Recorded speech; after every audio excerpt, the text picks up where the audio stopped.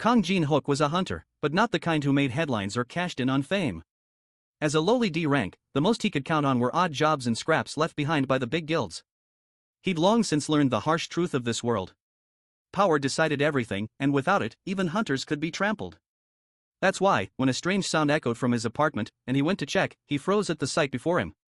A shimmering portal pulsing with light, leading to another world crawling with monsters. They couldn't see him, but he could step through without harm. For a man with nothing left to lose, it wasn't just strange and scary. It was a chance to level up solo in his own exclusive dungeon. Every monster and every treasure here was his to claim. And with no one else to steal the rewards, Kang Jin-hyeok finally had a way to rise to the top. With nothing left to lose, he takes a deep breath and steps through the portal, popping out on the first floor of a dungeon maze. He barely has time to look around before a goblin rushes at him from his left. He narrowly evades a stick to his face and dodges back into his attic. The goblin looks around confused and swings at the air. It seems like they really can't see the portal after all, and that means they can't come over to his side either. Now that he knows that, there's no reason to be scared. He equips a baseball bat and jumps back in through the portal to take the goblin hidden. He swings the bat into the goblin's cheek, sending the creature flying before following up with a stab to its chest. With the goblin defeated, he raises his bat and swings it down on its face, defeating it instantly. This was the first time he had ever hunted monsters alone. And since he didn't have to share experience points with anyone else, they were all his for the taking. With the goblin taken out, his level, which hadn't risen in 3 years, went up immediately.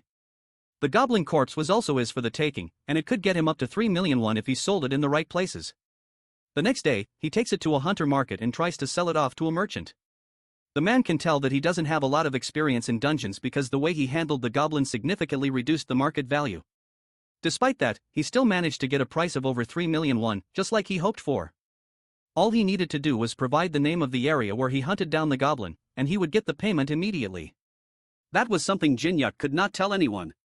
If someone found out about the dungeon in his attic, his profits could go down the drain. While he's trying to figure out a way to get out of the situation he'd found himself in, a group of hunters from the Black Dragon Guild come barging into the area like a pack of hyenas. Someone stole a kill from their territory, and they are not happy about it. At first, they think it's Jin-hyeok and step up to confront him, but the merchant redirects their attention to a blonde-haired hunter who's oblivious to the situation. The hunters step up to confront him and beat him up till he can barely move. He snuck into their territory and tried to hunt monsters there without permission. For all they know, he could be the serial killer they've been looking for. With the man barely able to talk, they drag him out of the building to continue their interrogation. That man who was beaten to a pulp could have easily been Jin-hyeok. Seeing a scene like that and knowing that he won't be able to lie about where he got the goblin from, he changes his mind about selling there. He needs to find another way to sell his loot without having to deal with the thugs from bigger guilds if he didn't want his life to be at stake. As soon as Jin-hyeok gets back home, he decides to dive back into the dungeon and work on getting stronger. Before he heads in, he has to arm himself with enough equipment to be able to survive a trip into such a dangerous place. He arms himself with a teleportation stone that will allow him to teleport out of danger and back to his apartment, as well as a monster tracking compass that reveals any monsters around him within a 50 m radius. Armed with that along with his trusty baseball bat, he steps into the dungeon for a round of leveling up.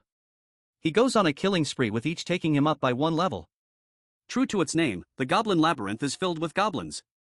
For someone with a low level like him, this was the perfect hunting ground to use and grow stronger. After a long day of hunting, his inventory capacity is almost filled to the brim. He has just enough space for one more goblin, and since it's the last one, he'd prefer if it was a large one that'd bring in more money. The compass shows a goblin approaching his location, which is perfect timing. All he has to do is hide and ambush it before it sees him.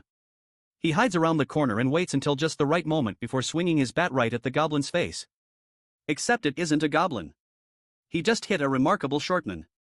The man shouts at him in a strange language that he can't understand.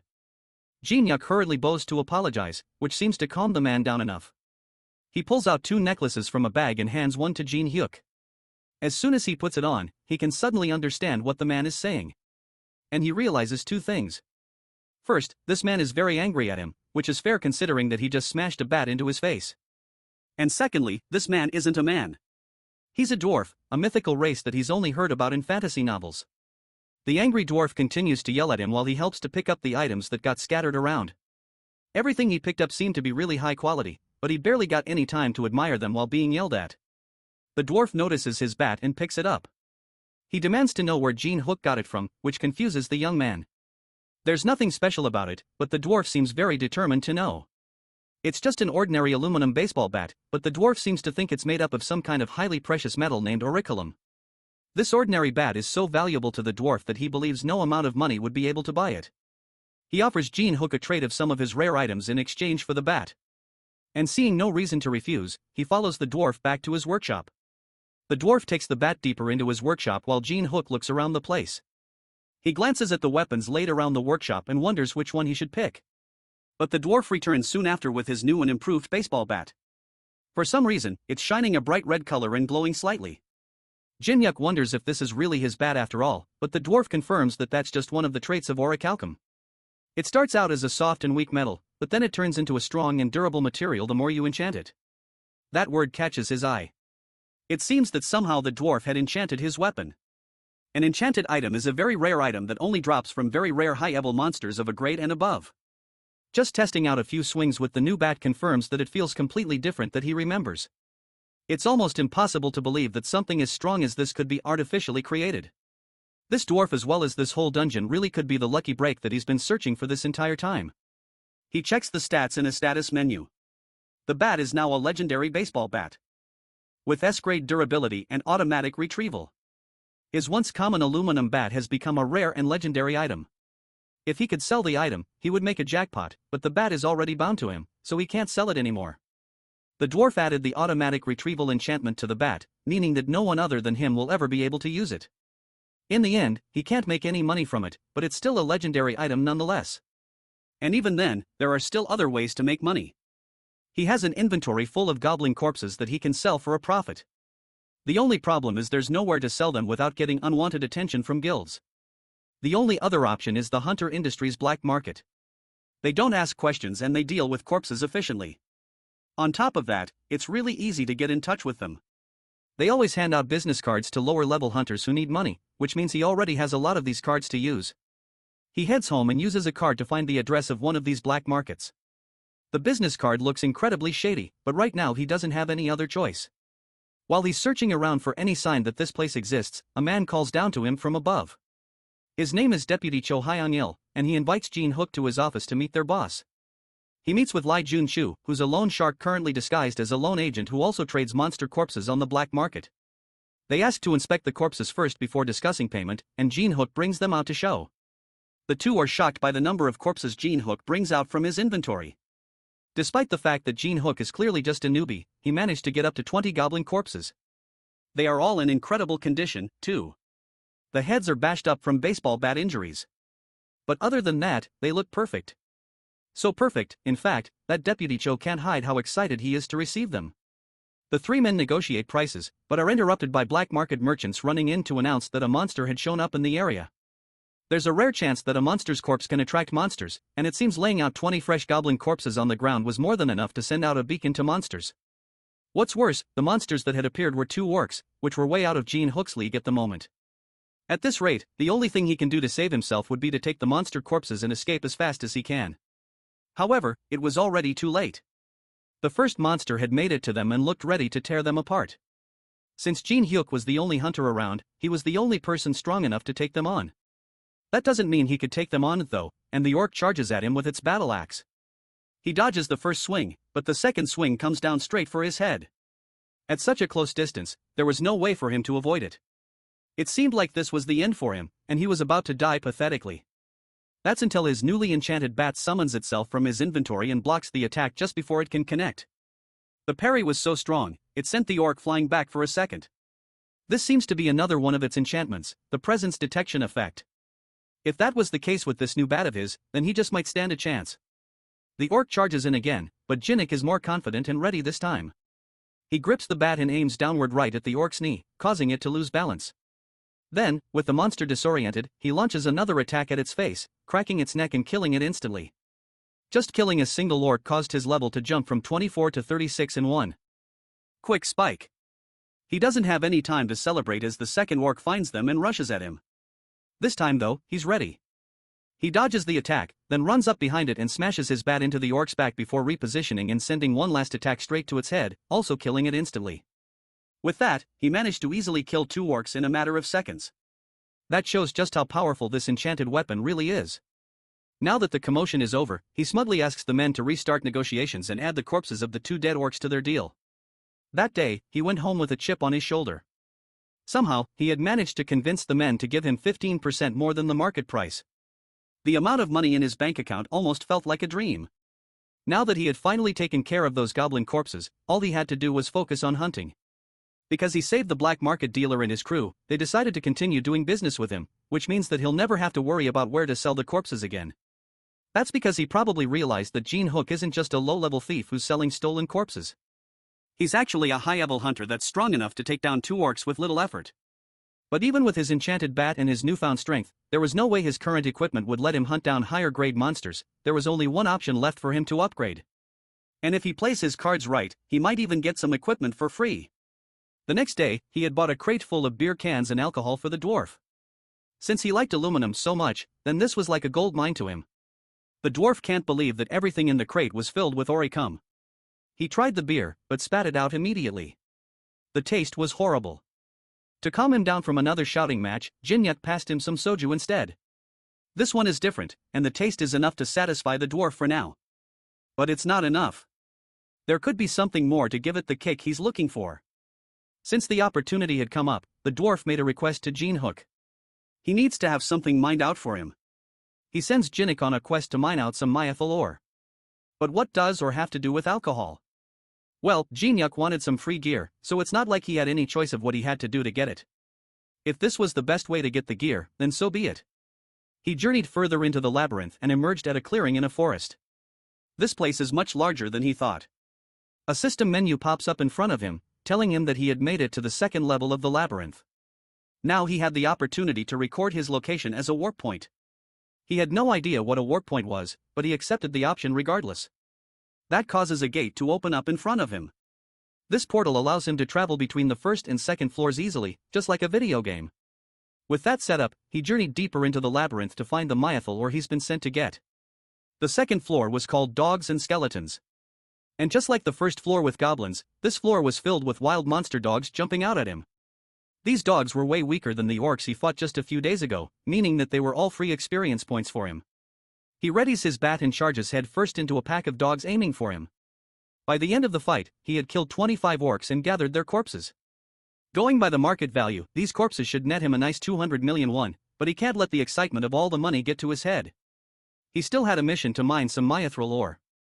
He journeys deeper into a dungeon and gets confronted by skeletons.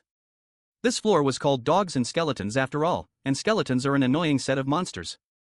Their bodies can't be sold for money, and the only way to defeat them is to break their core.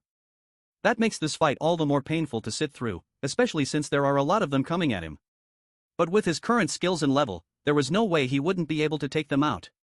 By the end of the fight, he's tired and realizes that the dwarf probably sent him here because he didn't want to have to deal with these annoying monsters himself. Still, there's one good thing to come out of this. Killing these skeletons had raised his level to 100, which means that he'll now be able to change classes. His class will be automatically chosen based on his previous actions. With how much fighting he had been doing recently, he would definitely become some sort of berserker or a warrior. Instead, the system deems him to be a cleric. He carries on and manages to gather the myethal ore that the dwarf wanted. That's surprising since the dwarf didn't expect Jin-hyeok to make it out of that experience alive. He may be alive, but he's exhausted from all the fighting he had to go through. Well, even with that, it's not like he came out from the encounter completely empty-handed. He managed to swipe some myethal ore for himself since it looked expensive. Then he gave the rest to the dwarf.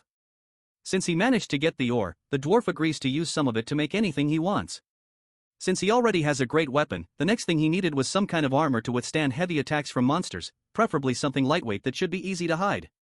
The dwarf agrees and gets to work immediately.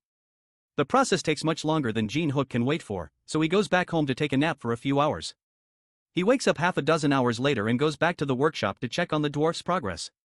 By then, he's done making the armor, and he seems satisfied with it. It's myethal chain mail armor that should easily fit under his shirt and hoodie. He tries it on and without warning, the dwarf attacks him with a hammer to his chest. There's no better way to explain something than with an explanation. After all, that attack would normally have broken his ribs at least. But thanks to the armor, he barely felt anything. With armor as strong as this, as well as his legendary baseball bat, his combat abilities had skyrocketed. Meeting this dwarf was definitely the stroke of luck he needed to turn his life around. That's not all he had prepared, however. Next, the dwarf brings a large barrel to give him. It's the soju he had brought earlier. Jin-hyeok goes back to his apartment and tries it out for himself. The dwarf was right. Just storing the soju in a barrel made out of mile or turned the soju into an entirely different drink. Something this amazing gave him a great idea. He calls the black market dealer again and promises him another deal.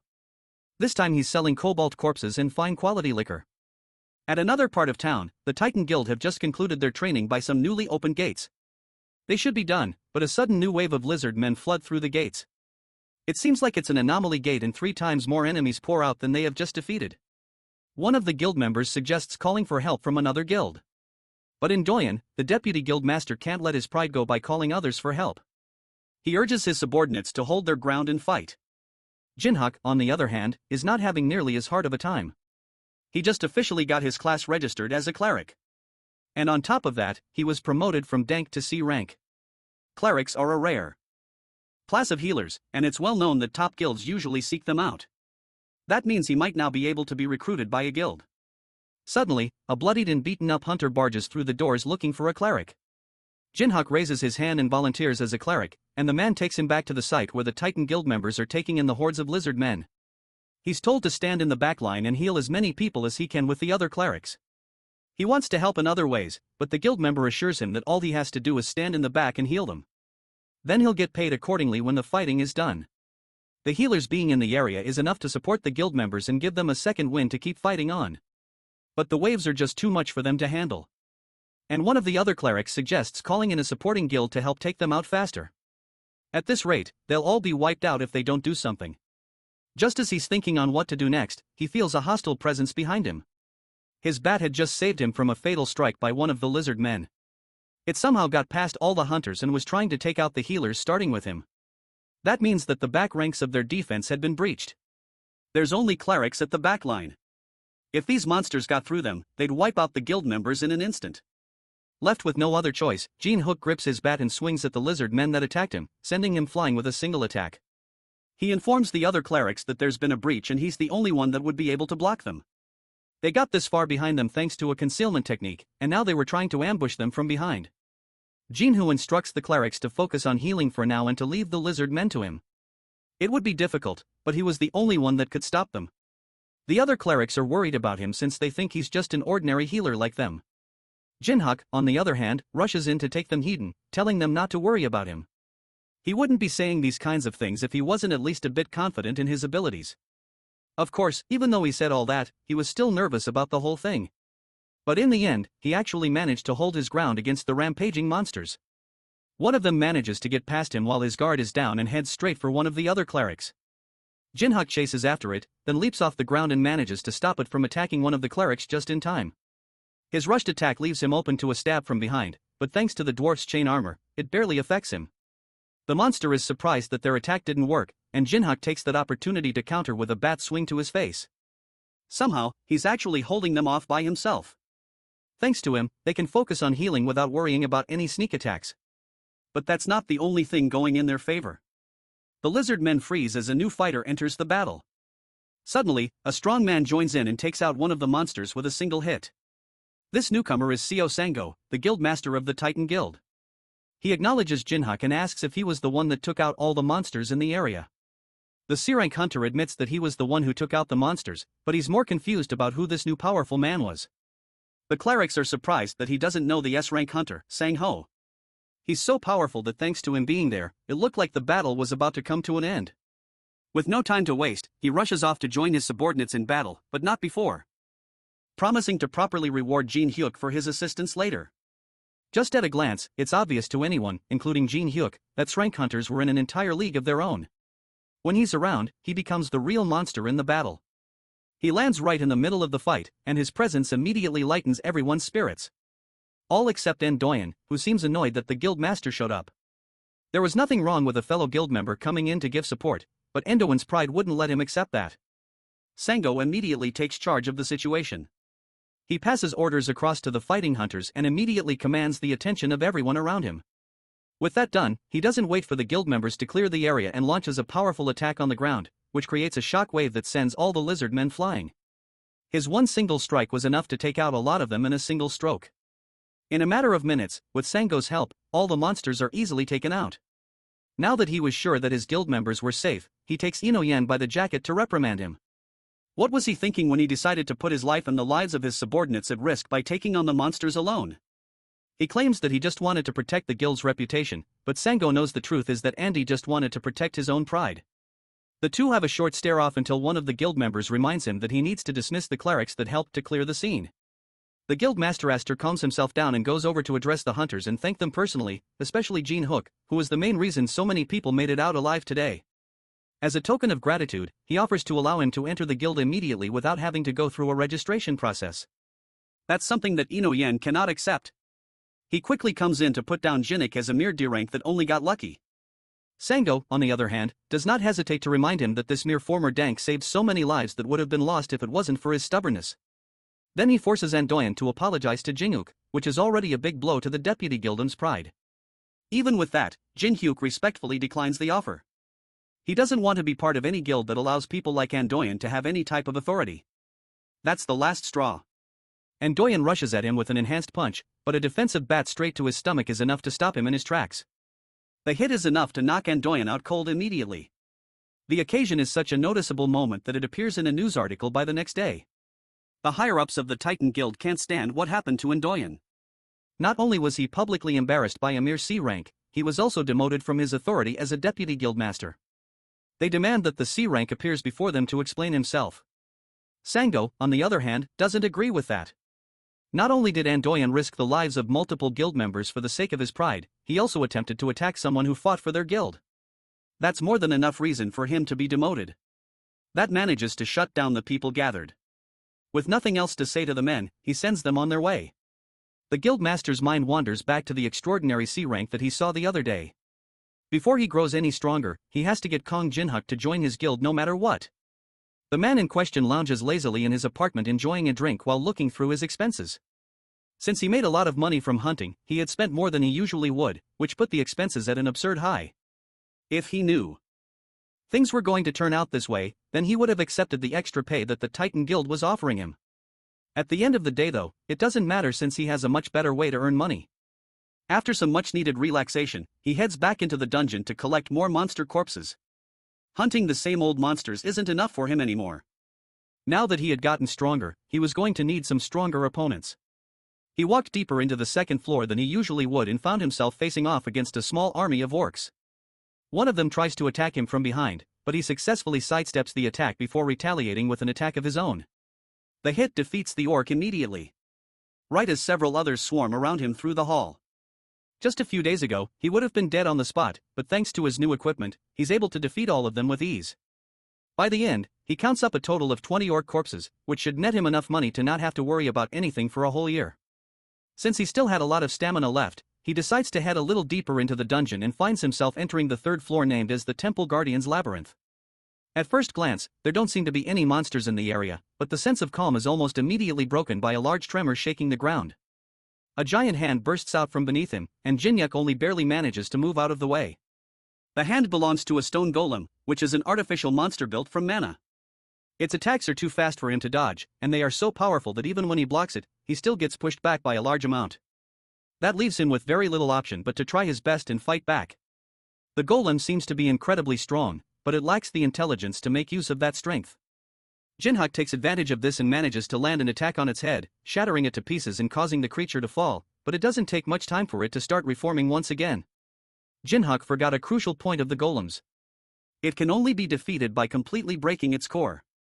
Realizing this, he tries to dodge back and create some distance to re-strategize, but the monster manages to regenerate hand fast enough to catch him before he can escape. There weren't many ways he could escape this trap, but then suddenly an arrow flies in and strikes the golem in its chest. Jin-hyeok sees the opportunity and follows up with a sharp jab from his bat, breaking the golem's core and defeating it once and for all. He managed to make it out of that situation alive thanks to the random stranger that saved him with that arrow shot. He turns around to thank his savior, but he's shocked when instead of seeing the dwarf, which he expected, he sees a beautiful-looking woman with some strange-looking ears. Those ears mean she's actually an elf. He bows his head and thanks her for saving him, but doesn't notice the elf rushing at him while his head is down. He only gets a second to see her before she grabs him by the collar and pulls him close for an interrogation. She hasn't seen him in this dungeon before. She's curious about who he is and where he came from. The elf clearly isn't from Jin-hyuk's world. She doesn't know where he's from, and his outfit looks unfamiliar to her. She asks him a barrage of questions while he struggles to free himself from her grip. She eventually lets him go after he mentions that he entered the dungeon today. That means that he knows where the dungeon entrance is. She pushes him on the ground and drops her bow. She has finally found a way out of this dungeon. Jin-hyuk stands up and demands to know what's going on with her being needlessly aggressive. The elf ignores him and instead demands that he takes her to the exit. He's not impressed by her just giving him orders out of nowhere. She's really pretty though, so he'll let it slide for now. She mentions that if he successfully guides her out of the dungeon, then she will adequately compensate him. After all, she's a platinum-ranked mercenary, so he can trust her. Her name is Lucia, and she's a half-elf that prides herself on being pretty famous. Surely, he had heard of her from somewhere. Jin-hyuk, though, has no idea what she's talking about or who she is. She repeats that she's a platinum-ranked mercenary and shows him her badge, but he still has never seen or heard of any of these things before. Did he come from some kind of rural area? How does he not know what the badge is or who she is? He tells her that he's from Seoul in Korea. It's her turn to be confused by the names he's calling, and she realizes that the crazy mage might have actually succeeded in his dimension hopping spell. She tells him of her suspicions. In simple words, a mage from her dimension cast a spell on this dungeon that caused it to hop over into his. Something like that doesn't sound possible at all, but it appears that this is exactly what happened. However, since it was a dimensional shift, that means that reversing the magic will allow her to return to her world. Jin-hyuk had felt that something was odd. But it turns out that this dungeon isn't even from this world. If this place returns to its original location, that could be a big problem for him. He asks her if she plans to send the dungeon back right now, but she can't. It would be too difficult to reverse the magic here, but there's a potential location that would be helpful. It's a hidden room on this floor that she found a long while ago while searching for an exit. She asks for his help getting there and promises to reward him for his help in getting there. The conditions don't seem too bad, so he agrees to help her reach the hidden room. They head there and fight a few orcs on the way. Jin-hyuk notices that she's a lot stronger than he thought she'd be. That arrow she fired earlier was also no joke. Fighting her here would be a disadvantage for him. His safest bet would be to cooperate with her and continue to assess the situation. After a little more walking, they decide to rest at a safe spot. Jin-hyuk had packed some chocolates in his pockets for emergencies and he hands her one to eat.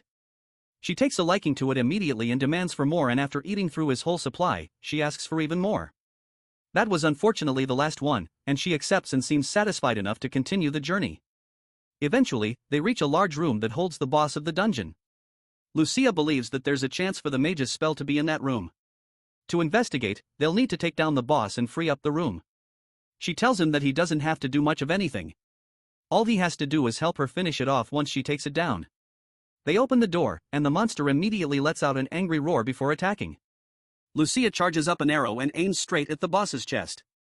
She tells Jin-hyuk to watch her closely. Then she uses a technique called aura to increase the impact of her attack.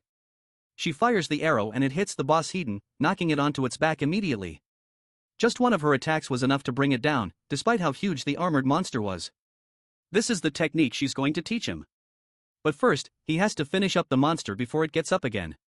Just like with the golems, he has to aim for the core to take it out.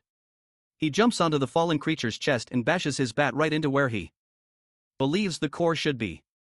One hit doesn't seem to be enough to bring it down, though, and a large fist rushes at him from the side. He narrowly blocks it with one of his cleric skills, the Holy Shield. Then he uses his momentum to push himself back onto its chest. If one hit isn't enough to bring it down, then he'll just keep bashing it until it stops moving. Eventually, he busts the core open and the creature is finally defeated. He levels up again, almost reaching 200 at this point. Now that the creature is defeated, he returns to Lucia and asks her to teach him how to use aura, but he already used aura. His Holy Shield skill transformed his Holy Cleric power into aura. To him, it was just a class skill, but she doesn't know what that is.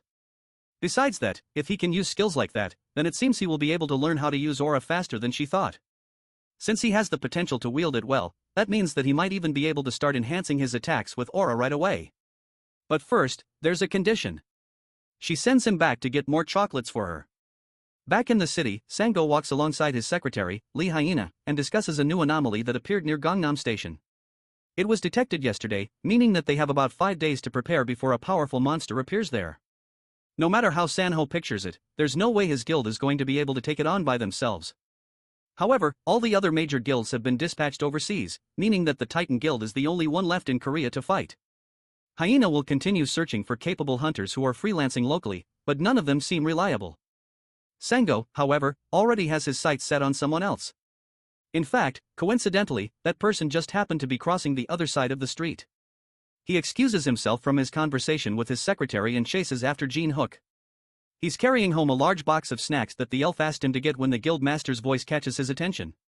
He offers his proposal to join Titan Guild once more, but Jin-hyeok doesn't have any plans of changing his mind. In that case, Sango offers Jin-hyeok a job as a mercenary. That way, he can still work for the guild, but he won't be a part of it. The rewards are also substantial. That sounds more interesting, but Jin-hyeok promises to only think about it. He returns to the dungeon and presents the snacks to the elf. She happily eats them all, and it's obvious that they don't have this kind of food in her world. After her hearty meal, Jin-hyeok asks her why she's eating down in the basement when they have already defeated the boss monster. She points up at a magic circle on the ceiling and tells him that it connects the dungeon to the world he lives in. Because of it, she'll be staying down there for the time being to study it. So, if he wants to learn more about aura, he's going to need to bring her more chocolates. Now that she is done eating, she takes his hand to teach him how to use aura. Firstly, she'll have to pour her aura into his body to show him what it feels like. Jin-hyeok immediately feels the power flowing into him. Lucia also notices the spike of power in his body after she poured in her aura. He seems to have more talent for it than she originally expected. The movement of holy power following through his body is impressive enough that she believes he will be able to grasp the basics by the end of the day. She commends him for his talent and asks him if he can remember the flow of aura in his body. He's confident that he can, and she acknowledges him before turning to leave the dungeon. She was supposed to investigate the magic circle first, but it seems like it would be faster to fully train him on how to use aura, and the best way to do that is through practical experience. She takes him to a different part of the dungeon. Dayan throws him into a horde of monsters. He fights an army of goblins and kobolds at once, but manages to hold his own against them while collecting their corpses as well. He turns to Lucia and asks her why he suddenly has to fight a horde of monsters when she told him that he would be learning how to use aura. She tells him that this is how he will learn how to use aura. Even though she infused a bit of mana into his body so he can get a feel of it, he's going to have to sense the rest on his own.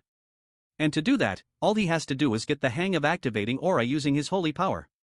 And there's no better way to get the instinct for it than in the middle of real combat.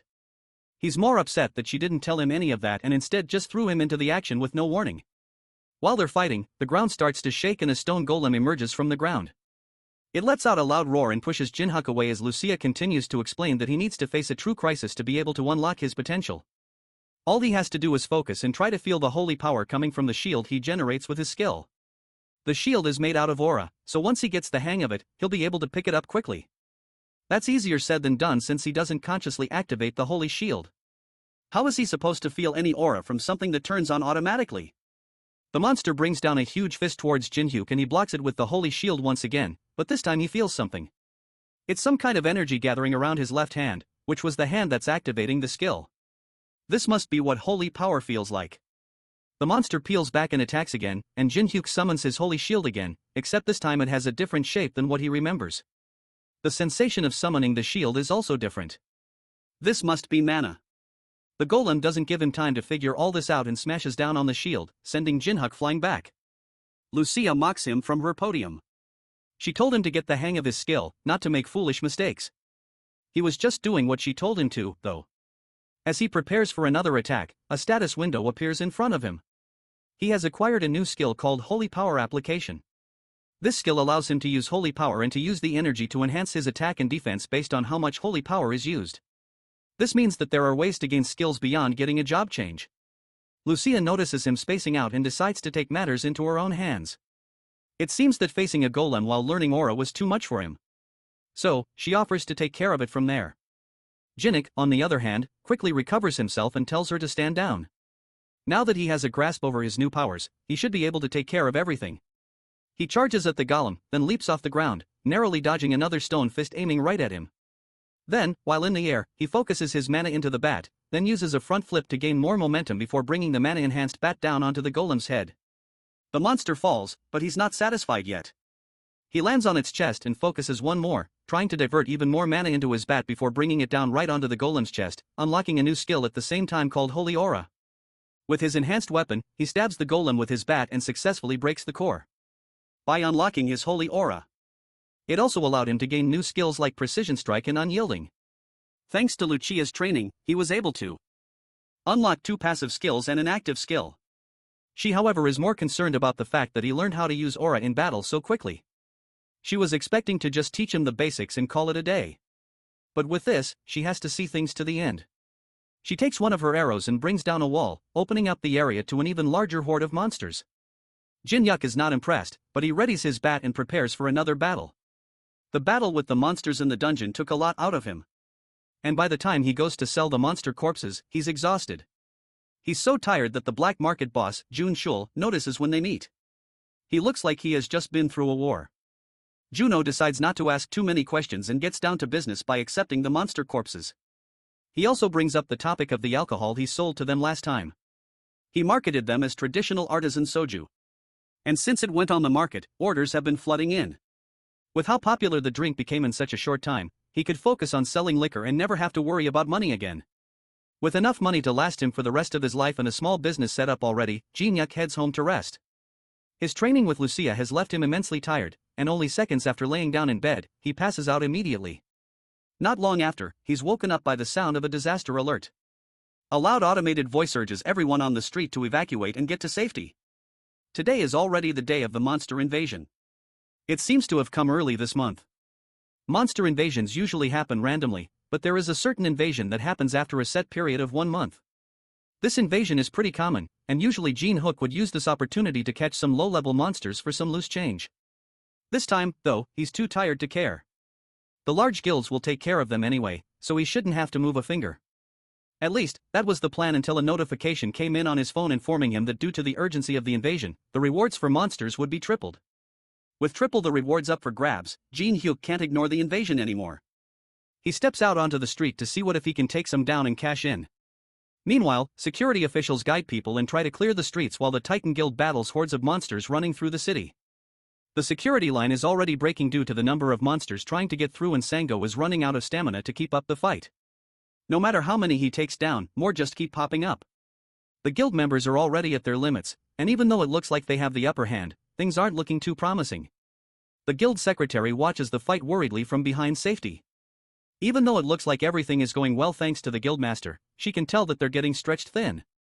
If only they had one more powerful hunter to turn the tide.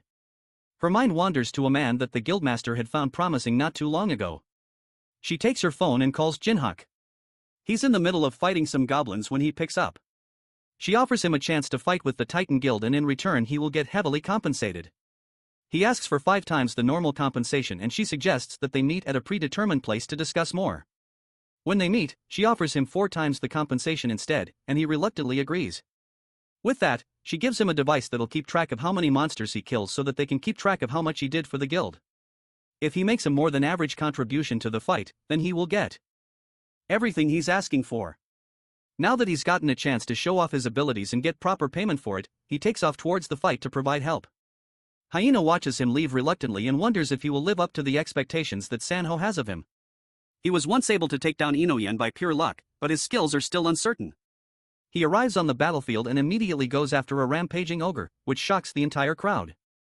He manages to kill it in one quick strike, which makes everyone else think that he has to be at least an A-rank hunter. A rank is close, but Jin-hyeok believes that with his current abilities, he has to be stronger than an A rank. He takes a moment to drink a mana potion and recharge. Thanks to Lucia's intense training, he has managed to reach level 200. Normally, he wouldn't be able to face an ogre, but as long as his mana doesn't run out, he should be able to keep up with an S-rank hunter. And right now, he has over 1,500 mana potions, which means that all the monsters around him right now were nothing but moneymakers. Elsewhere, Andoyan takes down monsters alongside his guild members. He notices that the monsters are dramatically decreasing and turns to see a group watching someone take down monsters with ease. He checks on them himself and sees the one person he hates the most right now. He yells orders to the stun hunters and tells them to stop daydreaming and go back to fighting monsters. Why was this guy here and who invited him? Just seeing Jin-hyeok reminds him of their last encounter and how his embarrassing moment was broadcast all over the news. That last time must have been due to lots of luck. This time, since he's alone, there'd be no problem taking him out and putting him in his place. With that in mind, he rushes towards Jin-hyeok in hopes of fixing his nasty habit of being at the worst place at the wrong time. Unluckily for him, the C-rank hunter notices him far too early and manages to counter his attack, sending Indoyan flying and knocking him out yet again. He's too busy to entertain this random crazy guy. Meanwhile, Sango stares down a rampaging miner. His mana is almost gone and he's out of stamina. The miner raises its club to attack right as Sanho entertains the idea of retreating and regaining his stamina. But before it can hit him, a voice calls out behind him. And Jin-hyeok jumps in from above, grabbing the Minotaur by the horn and slamming it into the ground. For a C-rank hunter to take down a Minotaur in one hit, it looks like his judgment about Jin-hyeok was right on track. As he takes down the monster, Sango approaches him to show his appreciation for the help. Jin-hyeok tells him that the guildmaster secretary called him and promised a hefty pay in return for his help, so there was no need to thank him. Sangho then takes this chance to once again ask him to join their guild.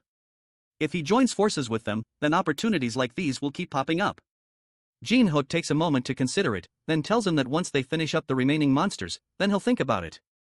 As they're talking, Sango gets a call from Hyena. She tells him to look at the sky. The clouds had turned back, and the weather had become fiery with lightning. Something huge and menacing was lurking in the clouds, and it did not look friendly. It shoots lightning down at everything, both monsters and hunters, and damages buildings as it flies around. It's so high in the sky that there's no way their skills will be able to reach it. That means that there could be no way to attack it. Sango suggests going back to his guild to assess the situation and invites Jin-hyeok to join him. He reluctantly agrees and together they meet back at his office. From there, they run different tests and see that nothing they've done so far has been able to affect it or defend against its attacks. Everything they've done so far to stop it has been nullified or destroyed. They need to find something with a huge amount of firepower that can also destroy things from a long range. Lucia immediately comes to mind and he realizes that there might be a way to bring it down after all. As Jin-hyeok leaves to get Lucia, the executives of the Titan Guild come together to talk about how much favoritism Sango is giving to a C-ranker. The other guild members try to think of other ways to bring the monster down without relying on Jin-hyeok. But there's just no other choice in the matter. All other methods are guaranteed to fail. So, the only option left is to trust in the only hunter with an idea. They could call another guild named Gadia, which is a large guild filled with ranks and higher mages. Unfortunately, those guys don't care about casualties, and calling them in will surely result in many deaths. The other members in the room fall silent after they realize that they really don't have any other choice but to wait. Back at the apartment, Jin-hyeok comes out of the portal with Lucia. He thanks her for agreeing to help and promises her as many sweet treats from his world as she could want as a reward. Together, they head to the top of the Titan Guild headquarters, and Jin-hyeok shows her the monster that's terrorizing their city. He asks her if she'll be able to take it down, and she's certain that she can. The thing is so big that she can hit it with her eyes closed. The monster is level 300, which is the highest level monster that has ever been recorded. She assures him that she can take it out, but first, she's going to need a little help. The building's roof is too fragile to handle her power, and she needs him to prepare a shield to absorb most of the impact if he doesn't want to see multiple buildings destroyed. With things properly set up, Jin-hyeok calls the guild leader and asks about the potential damage to the area. Once they take down the monster, the damage to buildings will be unavoidable. Sango tells him not to worry about all that and to only focus on bringing down the monster. With that settled, Jin-hyeok prepares a shield while Lucia charges up 2 arrows to take down the beast. She aims carefully, then releases the shots, which causes a massive shockwave that pushes Jin-hyeok back even with the shield. The 2 shots race through the sky towards the monster and in just a second they land a direct hit on the beast, taking it out in one shot. The damage is so massive that half its body is disintegrated from the impact. The Titan Guild watches from the ground, amazed that he managed to pull it off so easily. Hunter Kang Jin-hyeok just continues to amaze people. The whiplash from Lucia's attack was enough to leave smoking trail marks on the building's helipad. It may not have been the time to hold back, but this was way too much. Lucia, on the other hand, is more disappointed that the monster was so weak. It wasn't like that at all. It's more like Lucia is just way too strong for any monster that pops up in this world. Regardless, the job is done and it's time for her to head back. She passes him the tracker that keeps track of his points and the reading was a massive 240 points. With that, she turns to leave, but not before leaving him with a warning not to place too much trust on other people. When there's a lot at stake, people's minds tend to cloud with the hope of money. It would be better to not allow himself to be deceived like she has been on her many adventures. Jin-hyeok assures her that he'll be fine. If he notices anything wrong, he'll make sure to take care of it. They part ways and Jin-hyeok heads down to the street, where he's found by San-ho and his secretary. They catch up with him and ask him how he managed to take such a huge monster down by himself. He politely declines telling them and says that it's a secret. One of the executives with him takes offense at that and doesn't believe that a mere C rank can take down such a huge beast, but Jin-hyuk shows them the monster tracker, which has a massive amount of points, showing that he really was the one who brought it down. Sang-go stops him there and apologizes to Jin-hyuk for the outburst. The executive watches them in anger. It seems that Sang-go loves to side with a C rank more than his own guild members. In that case, it is time to find a change because Sang-go keeps standing in the way of the guild's future. He takes out his phone and places a call to an unknown number. By the next day, the rumor had spread all over the city that the giant monster was taken down by an ordinary kank. The members of the Titan Guild don't believe it, but it's not that hard to verify.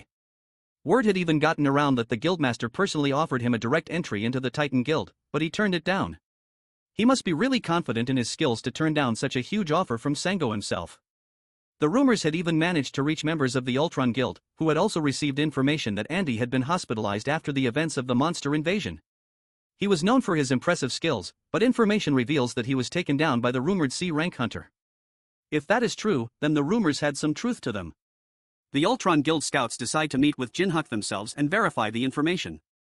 He might have unlocked a hidden class, which was exceptionally rare for hunters to do. If that's the case, they had to recruit him into their guild first before another guild took him, or they would eliminate him.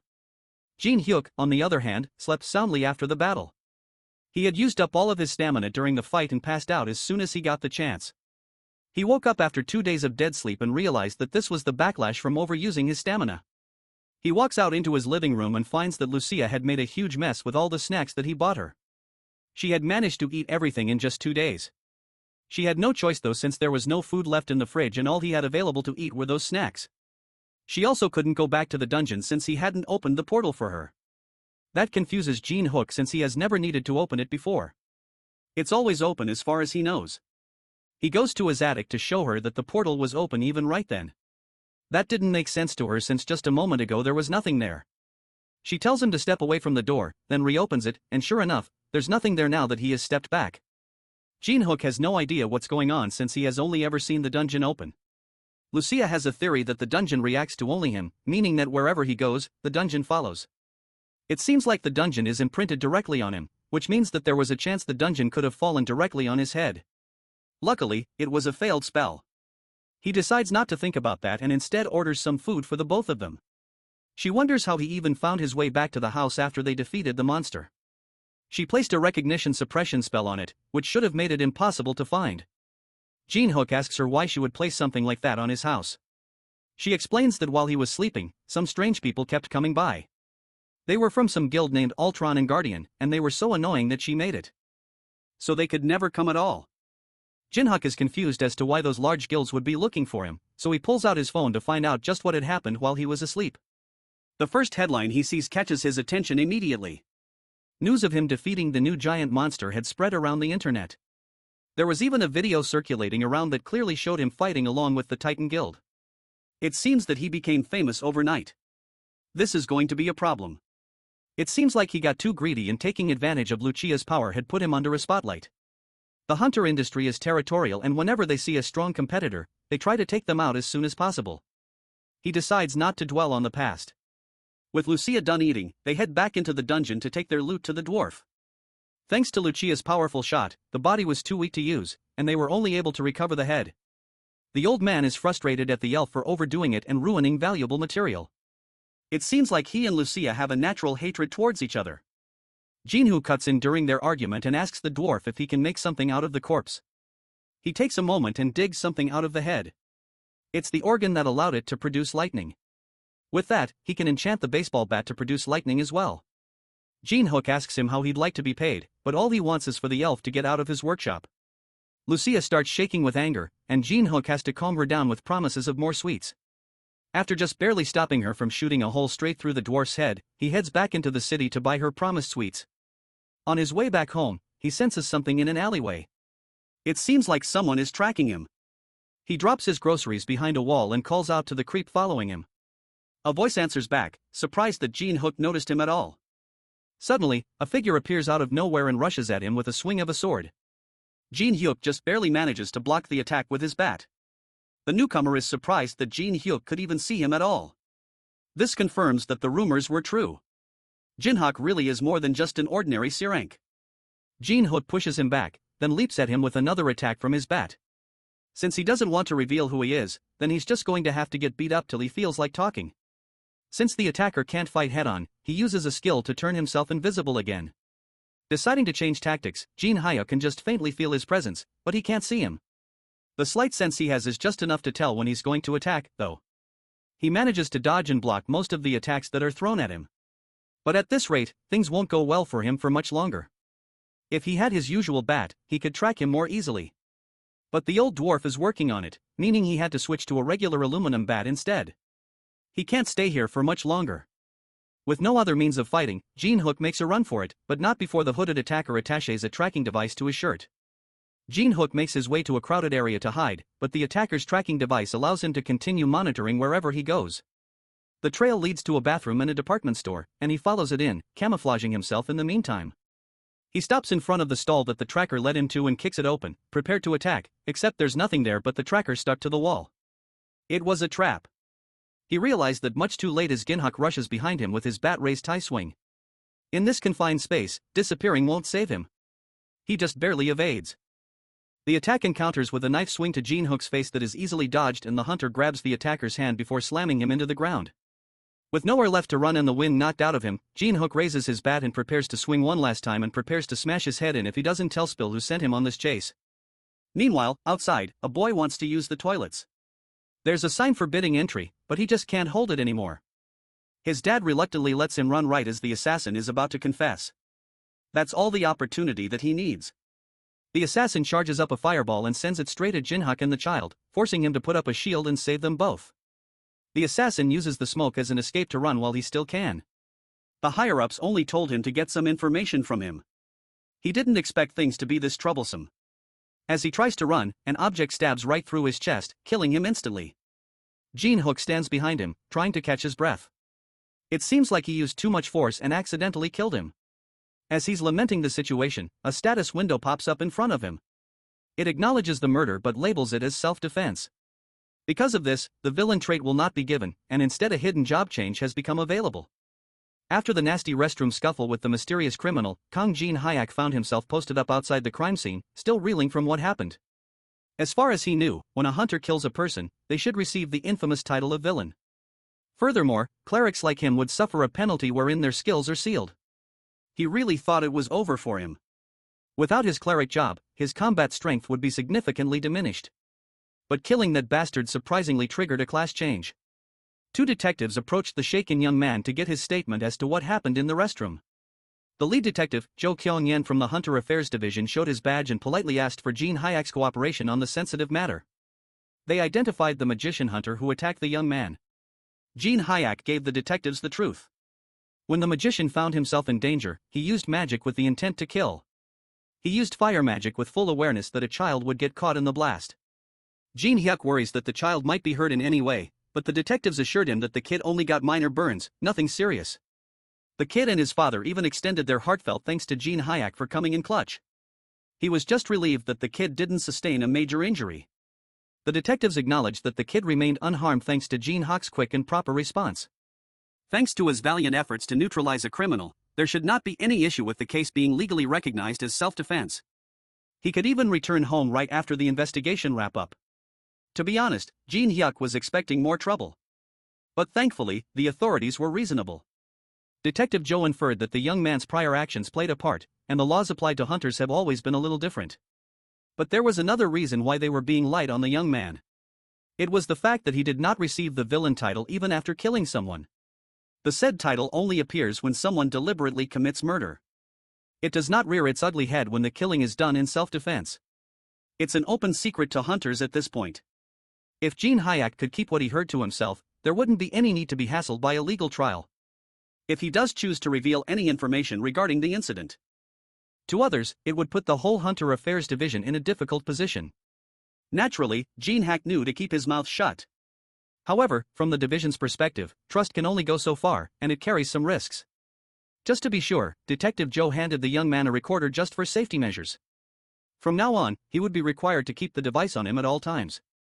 To put it bluntly, the monitoring device would get triggered if it picked up on 3 taboo words. As soon as it hears the words murder, villain, and self-defense, a signal would be sent to the authorities.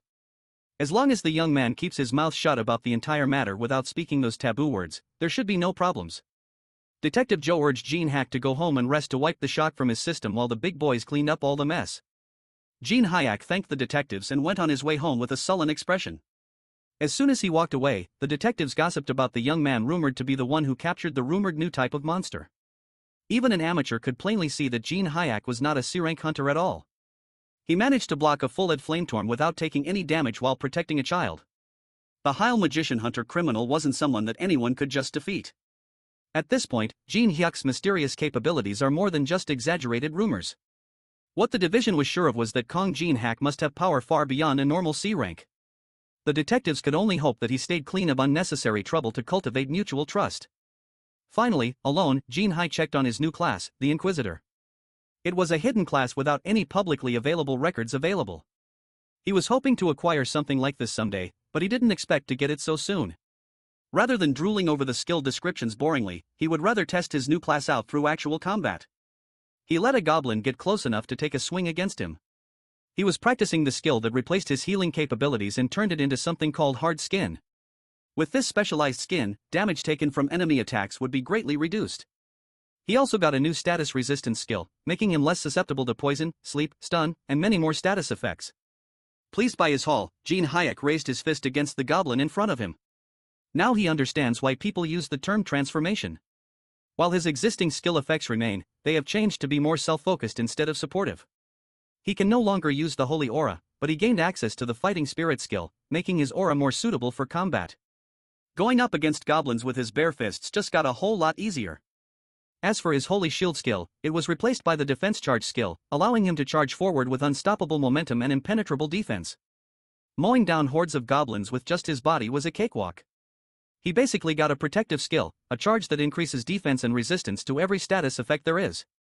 Turning into an Inquisitor had made him a full-on combat tank. After he finished testing out his new combat prowess, he turned his attention to his other new skills. He gained a discernment skill that quantifies karma, giving him a numerical value of a person's morality.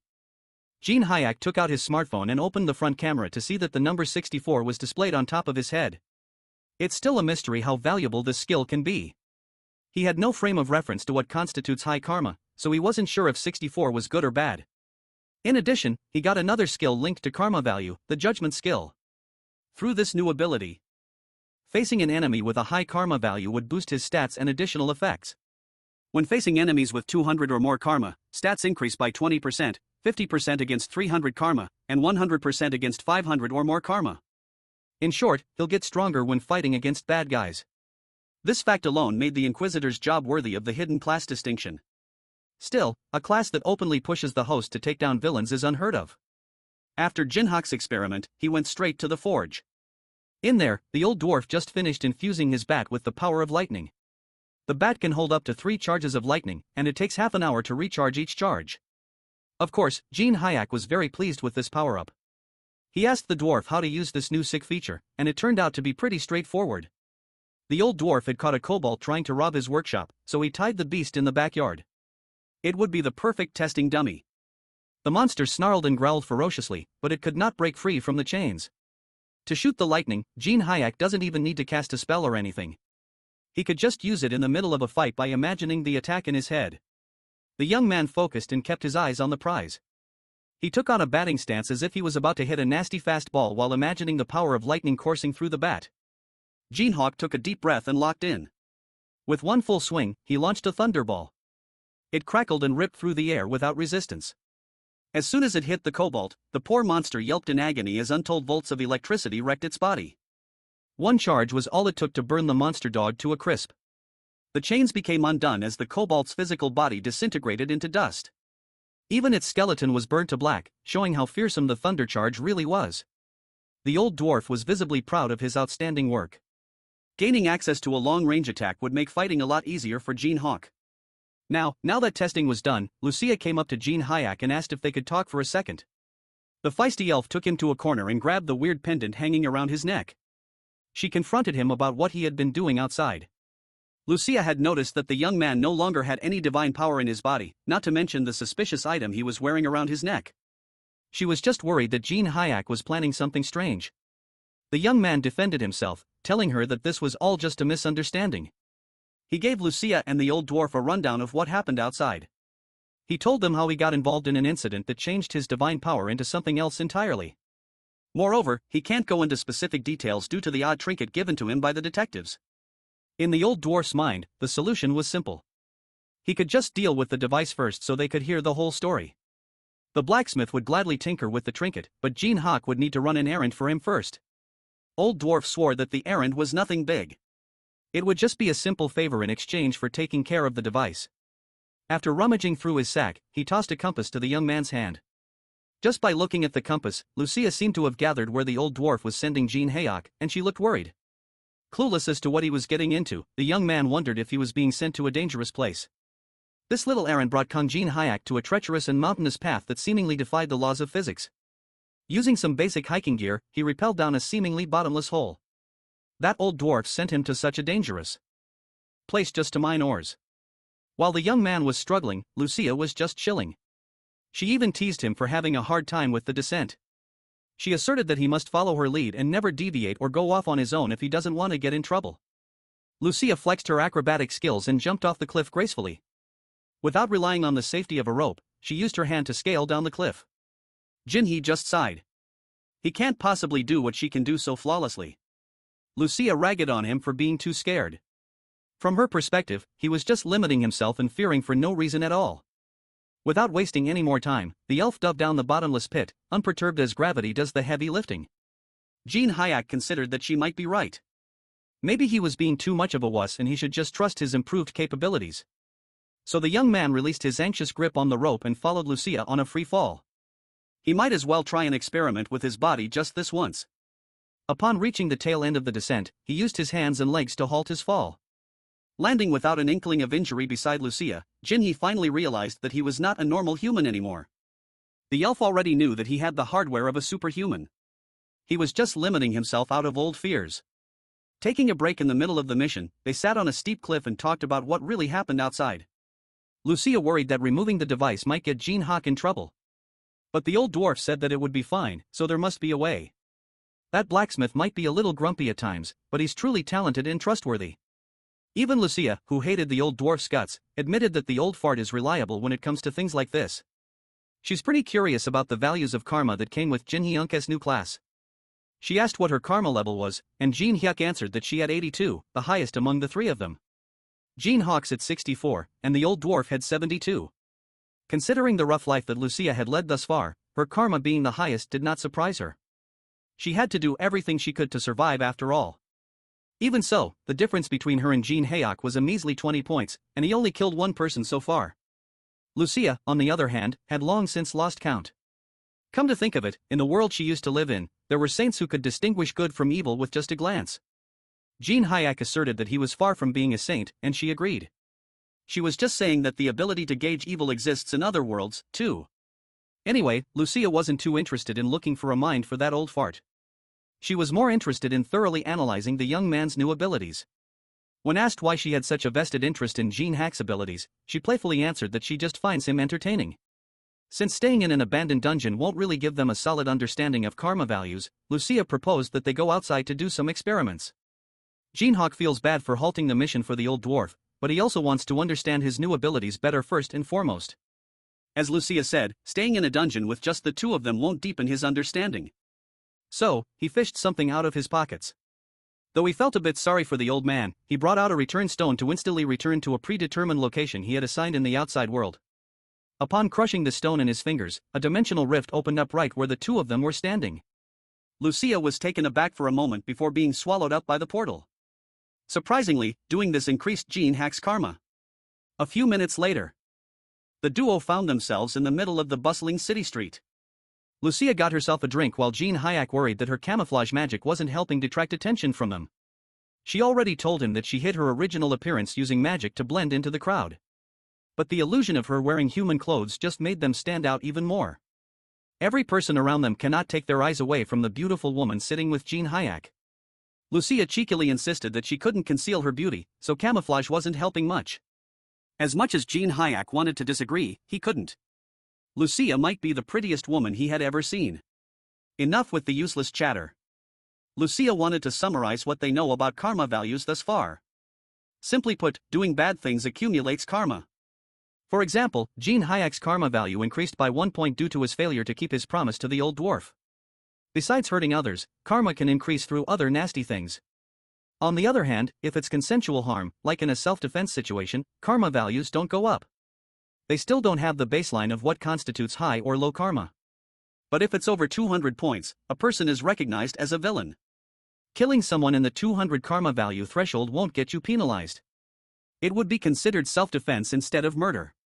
The powers that be no longer see them as human since even Lucia and the dwarf haven't reached 100 points.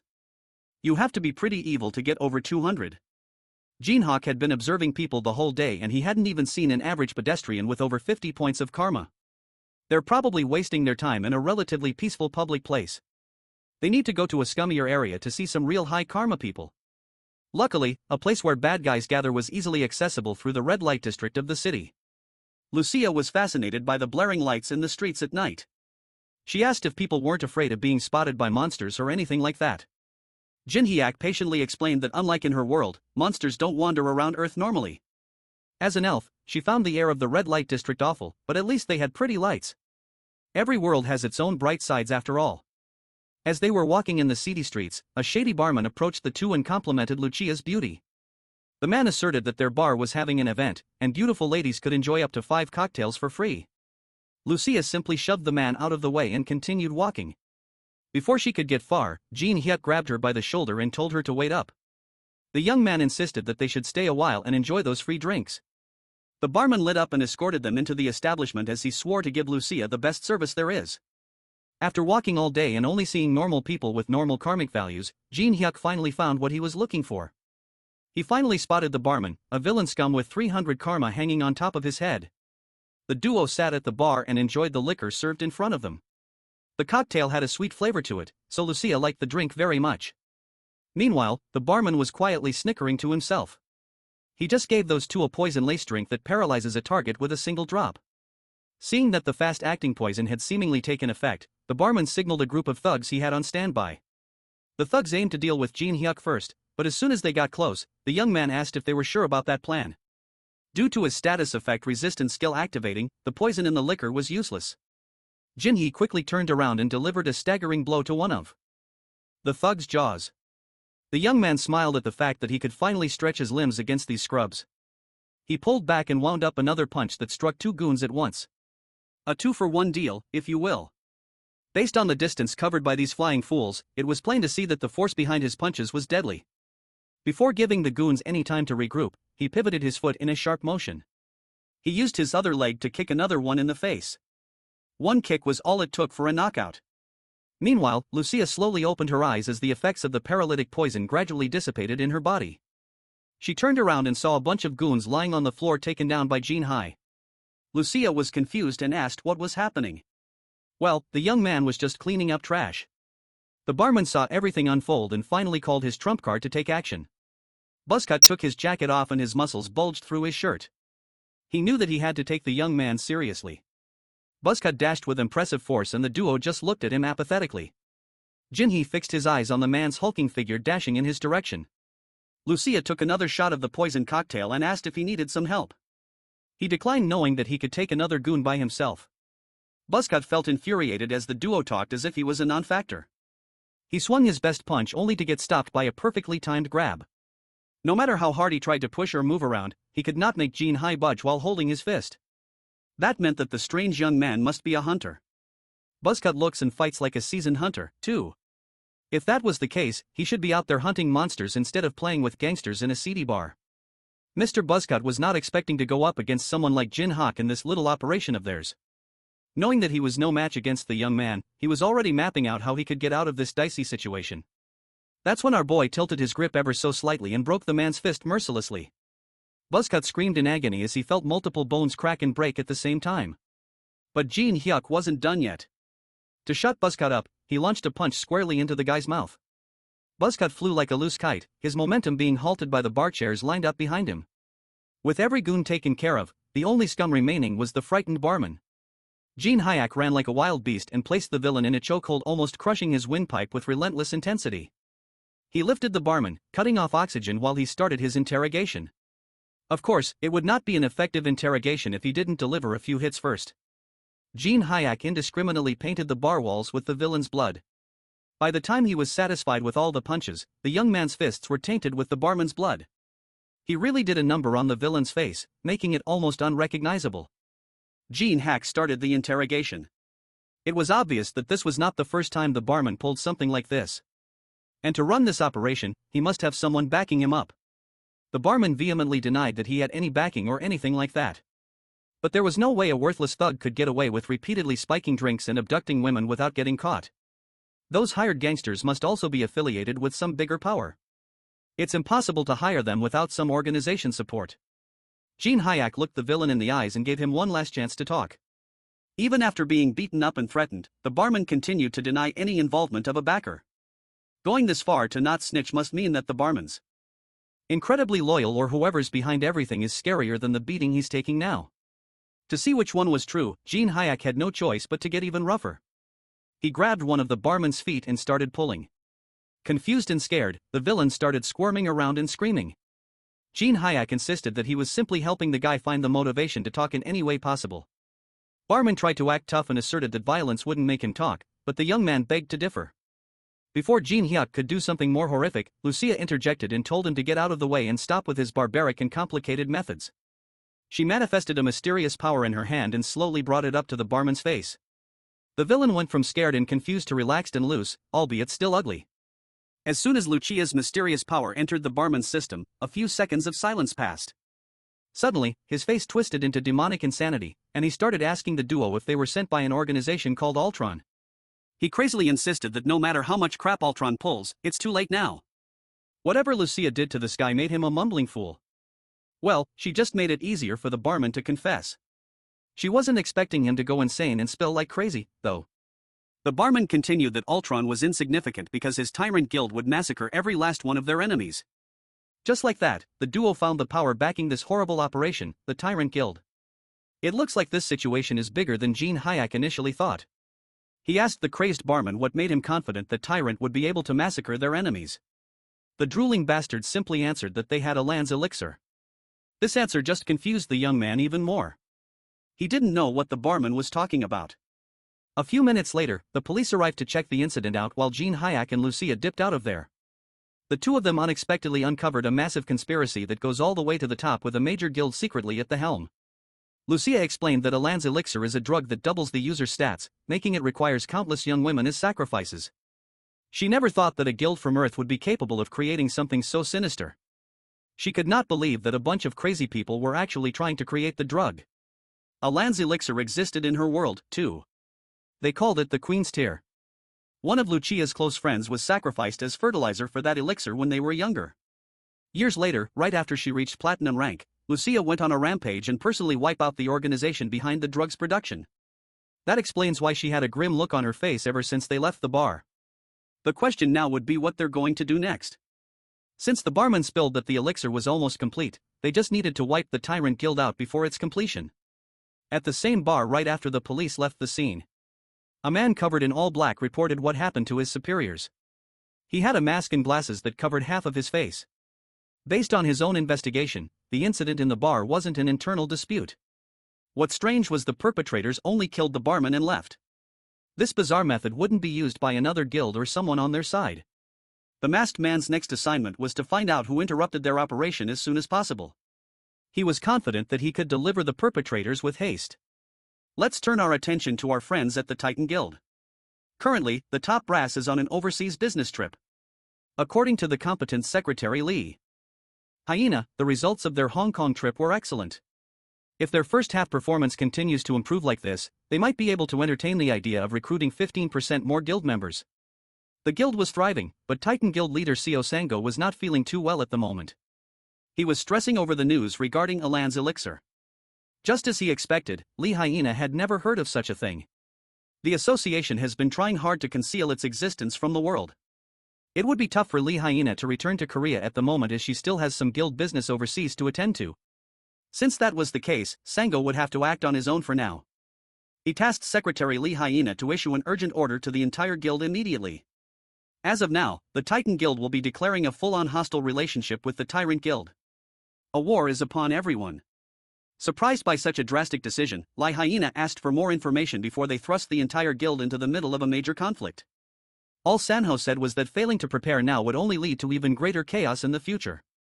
If the information he received turns out to be true, it would be too late once chaos descends. Lee Hyena demanded what kind of information the leader had just received to act this unhinged. Sango knew as well as anyone that this order was a declaration of war against an entity as big as their guild. He also assured his secretary that the Ultron Guild and even the government would be on their side when the time came. Even so, war carries enormous risks for everyone involved. Lee Hyena suggested that they at least consult their guild executives to make a more cautious and reasonable decision. But Sango had already made up his mind. His thoughts have never been clearer, and he has no time for nonsense meetings. Just by looking into his eyes, Lee Hyena knew that the leader had already made up his mind on this matter. Sango is usually the cautious type, yet he's making such a decisive decision. He understands that she's feeling some reservations about acting blindly without much information at hand. For now, Sango needs Lee Hyena to trust his call and declare the order confidentially within the guild while they conduct hushed investigations. The official announcement of war can come later. As for the internal investigations, Sango already had a few people he wanted more info on. What prompted this sudden shift in Sanho, you ask? Obviously, it was a single text from Jin-hyeok regarding Tyrant's plan to create the sinister drug through human sacrifice. Lucia was just chilling in Jin-hyeok's crib, eating her sweets and nagging the young man regarding his plans. She was glad to know that there were some trusted and level-headed people in this world like Seo Sango. If no one agreed to join forces and destroy the Tyrant Guild, she would have handled the matter herself. It helped that the method to create a Lan's elixir was undoubtedly inhumane. Jin-hyeok asked when the elf would go back to the dungeon instead of emptying his pantry all day, but she refused to go back to the boring dungeon and miss out on the raid against a villainous guild. She reckoned that the Tyrant Guild must not be ordinary hunters if they were crazy enough to concoct something so sinister. Even Jin-hyeok had to admit that he couldn't handle such a large organization by himself. At least not yet. Lucia officially offered her help in wiping out those scum together. Jin-hyeok thanked her for doing so, even if she didn't have to. Suddenly, someone started knocking on the door and calling Kang Jin-hyeok's name. He wasn't really expecting anyone, so this was an unexpected surprise. Maybe it was just a delivery. Perhaps it was something more. Maybe it was the masked man sent to investigate what happened in the bar. He had a magical compass that could track people through blood. He used the barman's blood to track down the traces left on Jin-hyeok's body. From the bar, he didn't even need a car to traverse the rich cityscape flawlessly. Using the roofs of every building on the way, the masked man started his hunt. Finally, he landed in front of an apartment building. After pinpointing the blood's direction, he stared at the humble home and could not help but feel a little odd. For a second, he thought the house looked a bit hazy, but he just chucked it up to his imagination. He also recognized the address as the house of the hunter who dealt with the Leviathan a few days ago, which could mean that the two incidents might be somewhat related, but it doesn't really matter to the masked man. He was tasked with a job, and he'll do it. Suddenly, he manifested a thick needle emanating a sinister aura from out of thin air. He plans to catch and ask his target a few things. Jin-hyeok walked to the doorway and asked who was on the other side.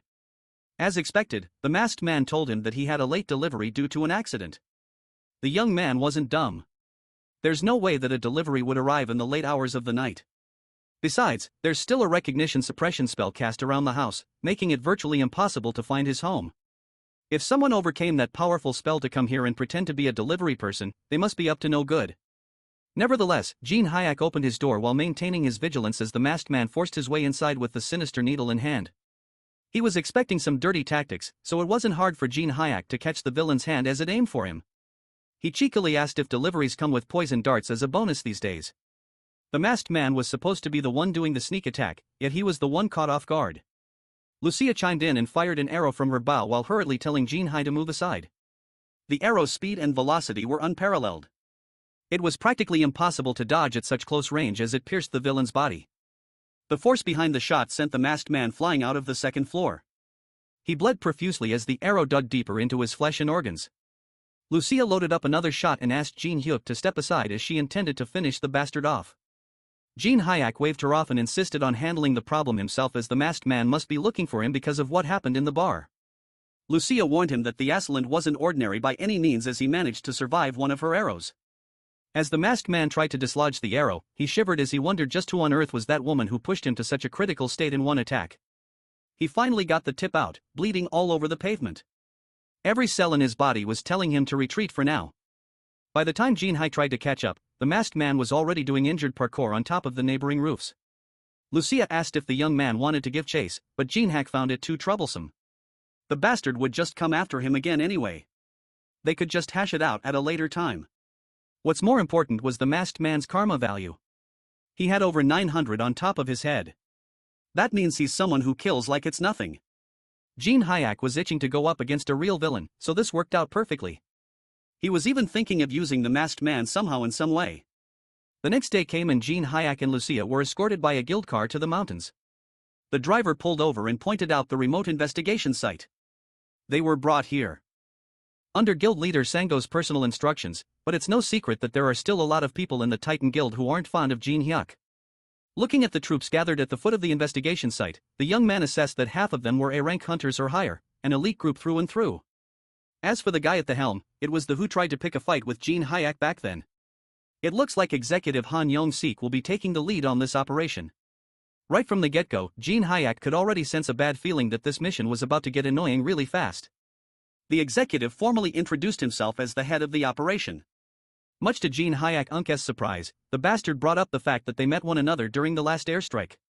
The young commented on the executive's changed personality as he seemed much more amicable and kinder today compared to before. Yanga cleared his throat and awkwardly apologized for his behavior from that time. He just got a little too excited in his efforts for the guild, so he wanted to take this opportunity to say sorry about their first encounter in hopes that it won't affect today's operation. Young also asked who the woman that Jin-hyeok had brought was. The young man introduced Lucia as a skilled colleague who wouldn't be a hindrance to the mission. There was no mention of any other additional personnel, so the executive was a little rattled. But before he could protest, the recon team they sent ahead had come back. Yanggok excused himself for a moment to listen to his scout's report. Sure, the bastard might have apologized on the surface, but he was still looking down on Jin-hyeok and Lucia, thinking that they were merely C-rank noobs. It doesn't matter how strong they are anyways. This four-eyed bastard has his own agenda in this mission after all. Lucia immediately picked up on the executive's duplicitous nature and consulted Jin-hyeok if they would just let the guy lead. He assured her that they'd be fine. More importantly, someone has been tailing them since earlier. Both Lucia and Jin-hyeok clocked their not-so-covert tail long ago. The young man opted to let this pursuer be as they could use him elsewhere later. Before the raid started, Jin-hyeok handed Lucia a bright magical crystal. The little gem is a communication item. It allows contact with anyone within a 10 kilometers range. They'll need it later, so it's best to keep it handy. Yangguk came back with the confirmation of the initial reports. From what they've gathered, it's clear that the Tyrant Guild is involved in human trafficking. As for the plan of attack, the executive actually wanted to ask Jin-hyeok for a favor. After investigating, the recon team found a strong barrier installed around the building. They also believed that there's only one person capable of breaching that barrier without being detected. Yanggok insisted that there was no one more suitable to sneak through the barrier than Jin-hyeok. The young man freely called him out for essentially requesting a literal death walk behind enemy lines. The executive continued playing the part of an impartial team leader. He even sarcastically claimed that only the man who took down the Leviathan could pull off this stealth mission. Besides, rather than moving with the Titan Guild members, whom he never worked with before, it would be much easier to work on his own. Yangguk was just putting everything on Jin-hyeok's shoulders. He's blatantly passing on all the risks to one person. They might think that they're getting one up on Jin-hyeok, but this is precisely the situation he was hoping for. So, Jin-hyeok joined a select team of Titan Guild hunters to sneak into the part of the barrier where they could penetrate. The plan is simple. The magic team will create a small breach in the barrier, and Jin-hyeok will have to needle his way in. They reached the eastern facade of the facility and sped up. This incompetent magic team can only sustain a small breach for a few seconds. So, Jin-hyeok needs to act fast and run with all his strength. Without wasting another moment, they started working on the barrier to give the young man a sliver of entry point. Jin-hyeok doesn't even mind that he is getting played and deliberately delivered to the enemies. He was just curious as to what the Tyrant Guild was hiding in these mountains. As soon as the breach was established, he ran inside the barrier and excitedly looked around the compound. Jin-hyeok hit the brakes and summoned his trusty bat, only to see an odd sight in front of him. The appearance of the base inside was completely different from what it looked like outside. The protective barrier must have been layered with a distortion effect. First things first, he needs to find the entrance to this massive base camp. After a few minutes of walking around without action, he found it odd that there were fewer guards than he expected there to be. The first guard he spotted was posted up near the barrier, seemingly guarding an entrance. If there's a guard, there must be something that needs to be guarded. This was Jin-hyeok's most promising lead yet. He took to the air and raised his bat, imbuing his monstrous strength on his wind-up. Jin-hyeok swung his bat and much to his surprise, the guard standing by turned to smoke as his weapon hit the ground. It turned out to be an illusion and not a real person. He thought he could knock a guard out to capture and interrogate so he could open the door, but now it's solely up to him to figure that out. Much to his surprise, this supposedly secure facility had automatic doors like a freaking supermarket. The defenses were laughably lax, and it doesn't even look like they had CCTVs installed. They must think that the women they abducted had no chance of escaping anyway. Just to be sure that he won't get bamboozled, Jin-hyeok brought an insurance policy through his inventory. He retrieved an EMP generator made from the materials of electric-type monsters and casually dropped it on the floor. With this, any communications or security devices in the immediate vicinity would be disabled. This is why he left a magic communication crystal with Lucia. As soon as the EMP took effect, Jin-hyeok planned out his next steps. With the whole compound cut off the grid, it's about time to get started on his actual mission. From a distance, the masked man continued keeping a close eye on Jin-hyeok. He was starting to piece together the young man's involvement with the bar accident and the Titan Guild. Just like everyone else, the masked man seems to have his own hidden agenda, too. And Jin-hyeok plays a crucial role in making it go smoothly. As a result of the EMP that Jin-hyeok set off, one of the idle guards of the facility watched as his game was interrupted as his phone died. The guard blamed the countryside's remoteness for messing with his gaming time. When he finally sensed that something wasn't right, a red bat was already bashing the side of his face without mercy. Jin-hyeok didn't even swing. He actually threw his weapon and stabbed that bastard with the blunt tip of his baseball bat. After making sure that the guard was out of commission, he used auto-recovery to call his bat back. Jin-hyeok finally found someone made of flesh and blood to beat up. The guard's blood splattered to a nearby wall as he hit the smooth concrete floor with a thud. This dude he just killed wasn't a hunter. He was just an ordinary guy, but he had a whopping 800 karma hanging over his head. This place is undoubtedly full of vile and human trash. Now Jin-hyeok can wipe out everyone involved in this operation without hesitation. Upon entering the locked gate, he was greeted by a long hall of prison doors. This must be the place where they've been keeping all the abducted women. The living conditions in each cell were abysmal. They were chained up like animals, waiting for their turn to be used as fertilizer for that damned elixir. Jin-hyeok's thoughts was interrupted by a man's voice asking who he was. One of the cells in this prison row was different than the rest. Instead of a woman, a dude was imprisoned in one of them. Jin-hyeok also recognized the uniform that the man was wearing. The uniform of the Tyrant Guild itself. Mr. Prisoner warned the young man to run away before it was too late, as everyone in this facility had already gone insane. Outside, the scummy team leader looked at his watch and timed Jin-hyeok's infiltration. It's been a while since the young man went in, and things are still quiet. Maybe it's time for the main force to move, too. Yangok ordered his men to push and go on standby near the facility, ready to go in if anything unusual happened. As soon as he gave the go signal, the Titans rushed forward like a flock of flies with their black jackets. Lucia just stood there, unmoving and nonchalant. Yang can't figure out what her deal was. Finally, the four-eyed bastard joined his men to stand by while Jin-hyeok did all the work inside. Lucia wonders if it's time for her to do her part, too. Before the mission started, Jin-hyeok swore to deal with the situation inside the building on his lonesome. Her job would be to keep a close watch on the Titans outside. They still don't know what Hang Yong-suk might try to pull, so Lucia has to be vigilant. The young man warned her not to get too involved, but that's never been her style. Back inside the facility, Mr. Prisoner introduced himself as Young Dun. Jin-hyeok asked the dude why a Tyrant Guild member like him would be in such a sorry state. Dun confessed that he was imprisoned for trying to kill Alan herself. Right now, they're just keeping him alive for his expertise in illusion skills. That distortion effect on the protective barrier and the fake guard must be his doing. Jin-hyeok was curious why this guy would try to flush his guild's research down the toilet. It was simple, really. Dun just couldn't stomach seeing his colleagues throw women to monsters as bait. He reached his limit and tried to take Alan down once and for all, only to get caught and imprisoned. Jin-hyeok was pleasantly surprised to see a reasonable Tyrant Guild member like this guy. Even his karma score was low, only at 62. The young man formally invited Dun to work together and take down this damned facility. Meanwhile, the grunt assigned to monitor the control room was sleeping soundly in his comfortable office chair. finally waking up, he realized that he must have dozed off on the job again. He always gets sleepy at this hour, so it was nothing new, and nothing ever happened in this place, so it was fine. Instead of waking up to live feeds of the entire facility, he woke up to black screens. He looked around to try and understand what was happening, but to no avail. Panicking, he tried to turn the system back on, but the problem was the power source fried by Jin-hyeok SEMP. Every electronic device, including smartphones, was out of commission. The entire computer system is down, and he slept through it.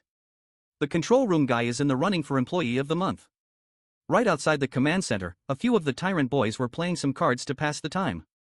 They were having a jolly old time until the control room guy started yelling about some emergency. The tyrant boys were alarmed, and worst of all, their game was interrupted. The control room guy informed everyone that the entire system was completely offline. To make matters worse, all the women are gone from their prison cells. They have an intruder that plunged the whole place into chaos. The team leaders split their forces into two. Team 1 would head to the Elan production room while Team 2 looked for the intruder and the women. As for the dumbass that let it happen, the control room dude was tasked with finding a way to contact the headquarters no matter what. Every single prison cell had been opened, freeing the abducted women. Right now, they're heading for the nearest exit with their lives on the line. Don knew the layout of the facility, so he led everyone to the optimal path. They've gotten so close and yet so far as the tyrant boys caught up to their escape trail. With the escaping women found, the tyrant boys started pouring in. The first responder immediately recognized Dun as he directed the girls to the exit. The absolute gigachad let the women through and stayed behind to buy some more time for them to run away. Tyrant boy number 1 got too eager and rushed in by himself, threatening to kill Dun once and for all. As soon as the punch landed, Dun reminded his former comrades of his specialty, illusion. Tyrant boy number 1 could hardly contain his anger for falling victim to such a simple trick. While Team 2 was playing catch-up with Dawn and the girls, Team 1 was suffering a much more painful fate. Each of them carried a measly knife to a baseball bat fight. Jin-hyeok did quick work on the team assigned to protect the Elan production room. He used his superior technique and footwork to make a fool of these half-assed fighters left and right. The young man bashed each of their heads in, using one swing for each bastard. Jin-hyeok finished the last tyrant boy off, and he did not even break a sweat. Seeing as how these boys were so desperately trying to guard the gate up front, it was obvious that Elan was being housed behind the door. Jin-hee gained access to the room and carefully entered. He looked around and saw all the equipment that the tyrant scums had gathered to make the inhumane drug. They've gone as far as hiding a gargantuan lab underground for security. Human-sized test tubes littered the lab, each one containing women that the tyrant guild had abducted. Seeing the scale of their evil operation firsthand was even more disgusting than Jin-hyeok imagined. In the middle of the lab was a monster encased in protective glass. It must be Elan, the source of all this grief and evil. Jin-hee gripped his bat tightly. The monster doesn't seem to be reacting to his presence. It's entirely possible that it was sleeping. With a smile on his face, the young man called onto the lightning dwelling inside his weapon and took on a batting stance. If everything works out, he could finish this thing once and for all. But that would be too easy. Elan must have sensed danger and woke up. She broke through the protective glass and sent her tentacles hurtling forward ferociously. Jin-hyeok had to move and dodge on the fly as the fast-moving tentacles aimed at his vital points. His lightning attack had to be cancelled. He observed the movements of the tentacles and his fear grew. With how heavy and fast those things attacked, if he got hit in the wrong spot, he would be done for. For now, all he can do is go on the defensive while waiting and hoping for an opening to strike. Jin-hyeok forced himself to lock in. He must remain calm if he wants to stay in one piece. For those of you hoping for a cute tentacle girl, we won't be getting that today. Elan looked like a crackhead with tentacles. Finally, the crackhead beast broke free of her glass encasement, sending thousands of sharp shards flying everywhere.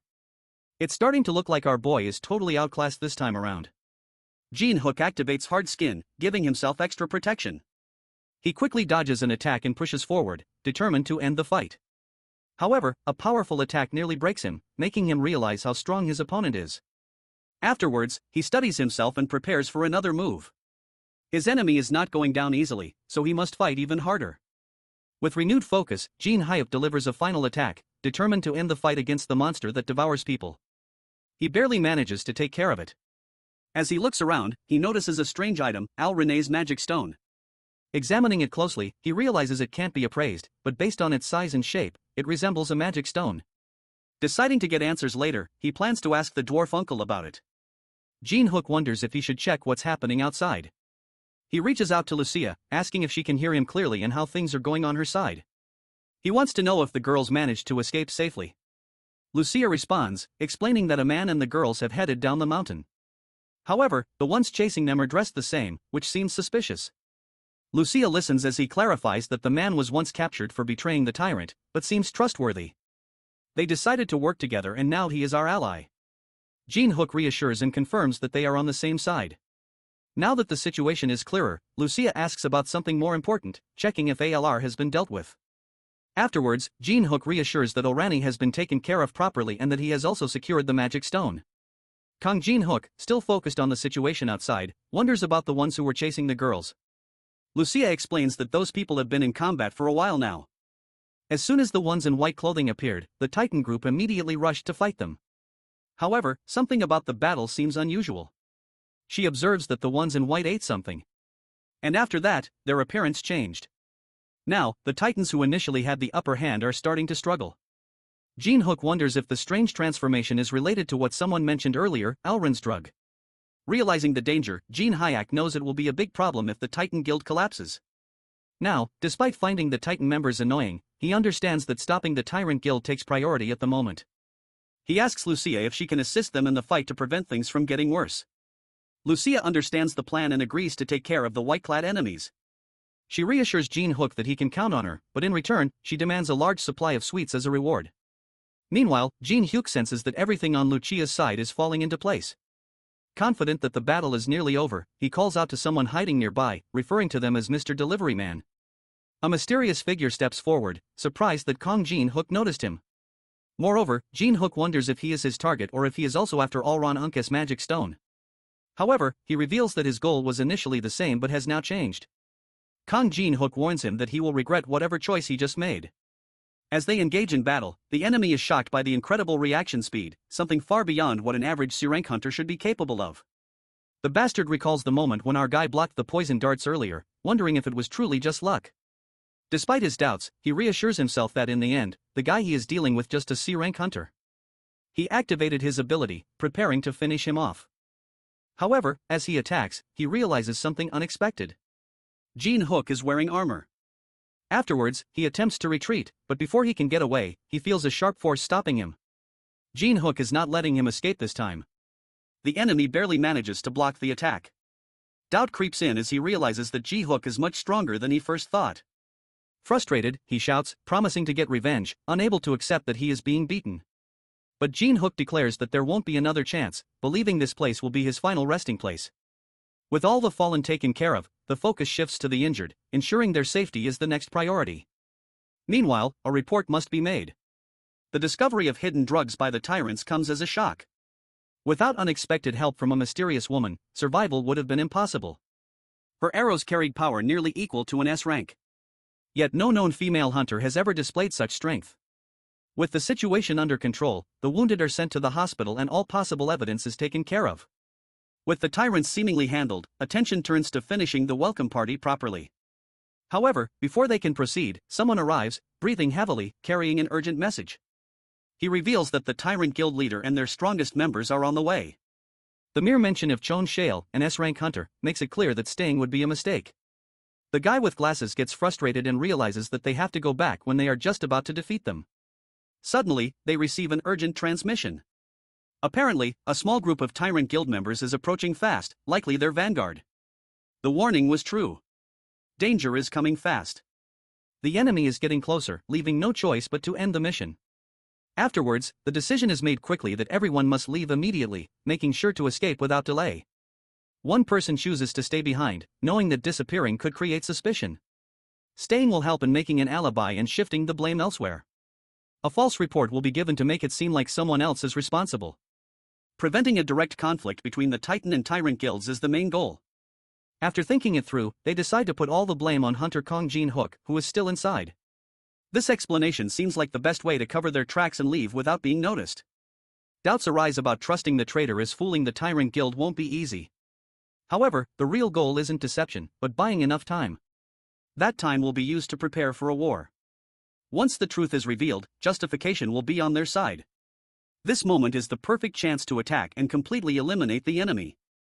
Afterwards, Lucia questions if the person standing there is the one Kang Jin-hyeok mentioned. There is no time to waste. Kang Jin-hyeok is waiting inside. Everything is progressing more smoothly than expected. As they arrive at their destination, our boy promptly updates his fellows regarding latest reports, confirming that he has taken care of the pursuer. When asked about the current situation, he explains that ALRI is dead. However, there is another issue that needs to be handled. He requests help in making it appear as though the body before them had died in battle against ALR. The real reason behind this plan soon becomes clear. A document is handed over urging a closer look. As the contents are read, shock spreads. The names listed belong to recent victims of a series of brutal murders. If the information is accurate, then the implications are terrifying. The infamous Great Guild Killer has always been targeting large guilds. This presents an opportunity that if the blame is placed on him, no one will suspect anything else. Kang Jin-hyeok shares his plan, asking Young Da-yoon if he can make it happen. Young Dawn agrees, recognizing that the idea is great. Lucia, still unsure of the full picture, seeks reassurance that this plan won't bring unintended consequences. Afterwards, Kang Jin-hyeok assures them that everything is under control. With the decision made, the next priority is to leave the area quickly. The Tyrant Guild's main forces are expected to arrive soon, but not everything is as it seems. Half of what was said about their arrival was true. Moreover, the forces are on their way, but they won't reach the location for at least 2 more hours. The group they saw earlier was nothing more than an illusion. Young Yun praises and thanks Jin-hyeok for the rescue efforts that saved so many. However, there is no need for thanks. The real battle is only beginning. Moreover, the Tyrant Guild has suffered a serious setback, and when word spreads, other guilds won't stay silent. Afterwards, Jin-hyeok is looking forward to seeing how the Tyrant Guild crumbles. The Tyrant Guild's downfall seems closer than ever. Their hidden crimes are far worse than expected, making it necessary to involve higher authorities. To prevent getting directly caught up in a guild war, the information must be sent anonymously to the Hunter Association, the police, the government, and the media. Some worry that revealing everything will only benefit other guilds. But protecting innocent people matters more than gaining a short-term advantage. Soon, the shocking truth spreads everywhere. A powerful hunter guild has been secretly raising monsters and using humans as food. The public is horrified, and officials declare it a serious crime, promising a full investigation. Major guilds step forward offering their full cooperation in uncovering the extent of these crimes. However, Tyrant Guild refuses to cooperate even a bit in this investigation. We then cuts to young Seek losing his bananas after watching everything going viral. As if on cue, the Titan Guild Master Seo Sango contacts him and the Bleach Head starts berating the Titan Guild Master Aster for leaking all this info for the public to see. The frustration is evident because after all their efforts, another guild is being treated as the hero for exposing the truth. Keeping the information hidden would have allowed the Tyrant Guild to retaliate before anyone could unite against them.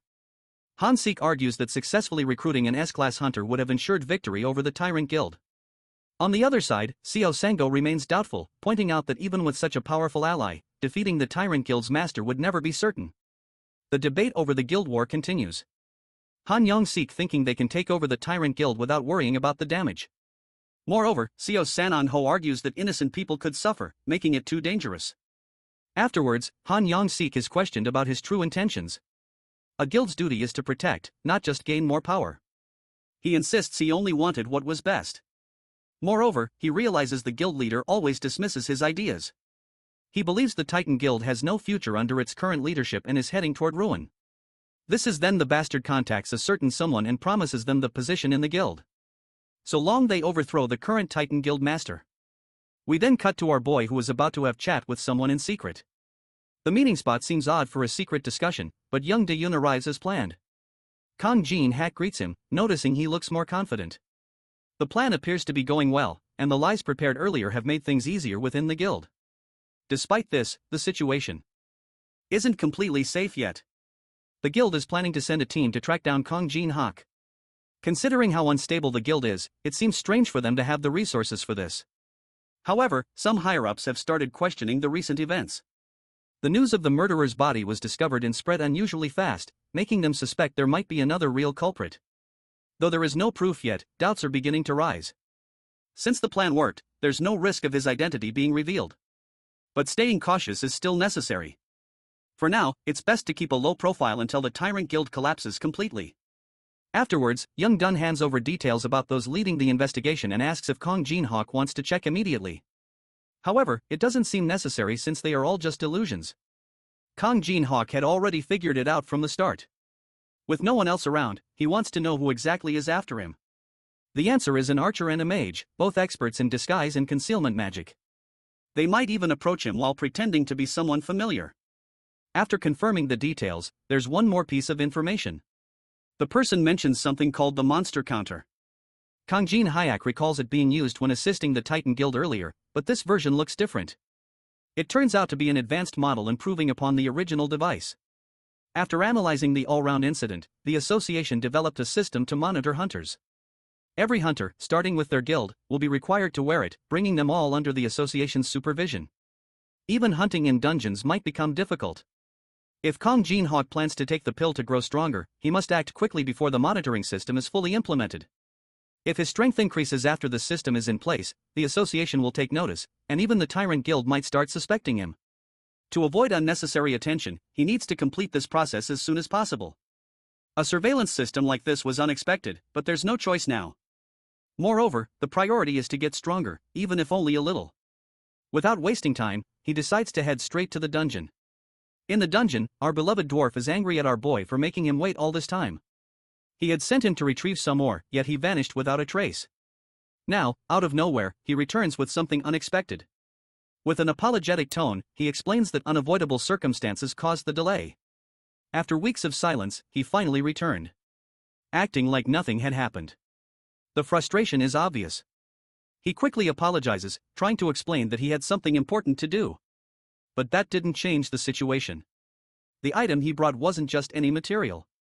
It was cursed, filled with the grudges of many. Dwarves who were sensitive to curses wouldn't even go near it. Lucia had left earlier, saying she had something urgent to handle. Now, it seemed like it was connected to this. Instead of bringing the needed ore, he had returned with something completely useless. He was immediately told to get rid of it.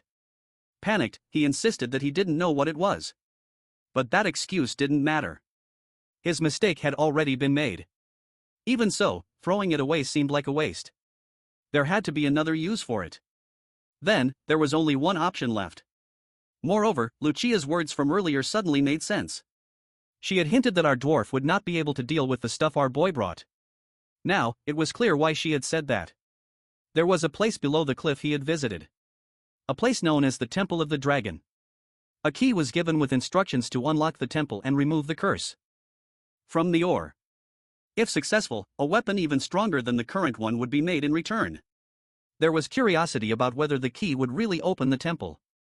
The answer was yes. But a serious warning followed that this place is not an ordinary temple. It was far more dangerous than any dungeon faced before. Going in unprepared would be too risky. The decision was made to leave for now. No matter how far they have traveled, safety is more important. Kang Jin-hyeok watches Lucia speed ahead, realizing how quick she is. As he thinks about preparing for the upcoming challenge, only potions and scrolls come to mind, but he feels that might not be enough. Before he can ask Lucia for advice, he notices his food supply disappearing and catches her eating what was supposed to last a month. Before he can react, a call interrupts him. Secretary Lee Hina from the Titan Guild urgently asks for his help, mentioning the guild master, San-ho. Her desperate tone makes him curious about what might have happened. Afterwards, Kang Jin-hyeok rushes to the location after hearing the urgency in Lee Hina's voice. When he arrives, he finds San-ho in critical condition, covered in blood and barely holding on. Lee Hina desperately tries to reassure him. Jin-hee quickly moves to provide first aid, knowing there is no time to waste. He pours a potion over the wound, easing some of the damage. Though the worst seems to have passed, he needs answers.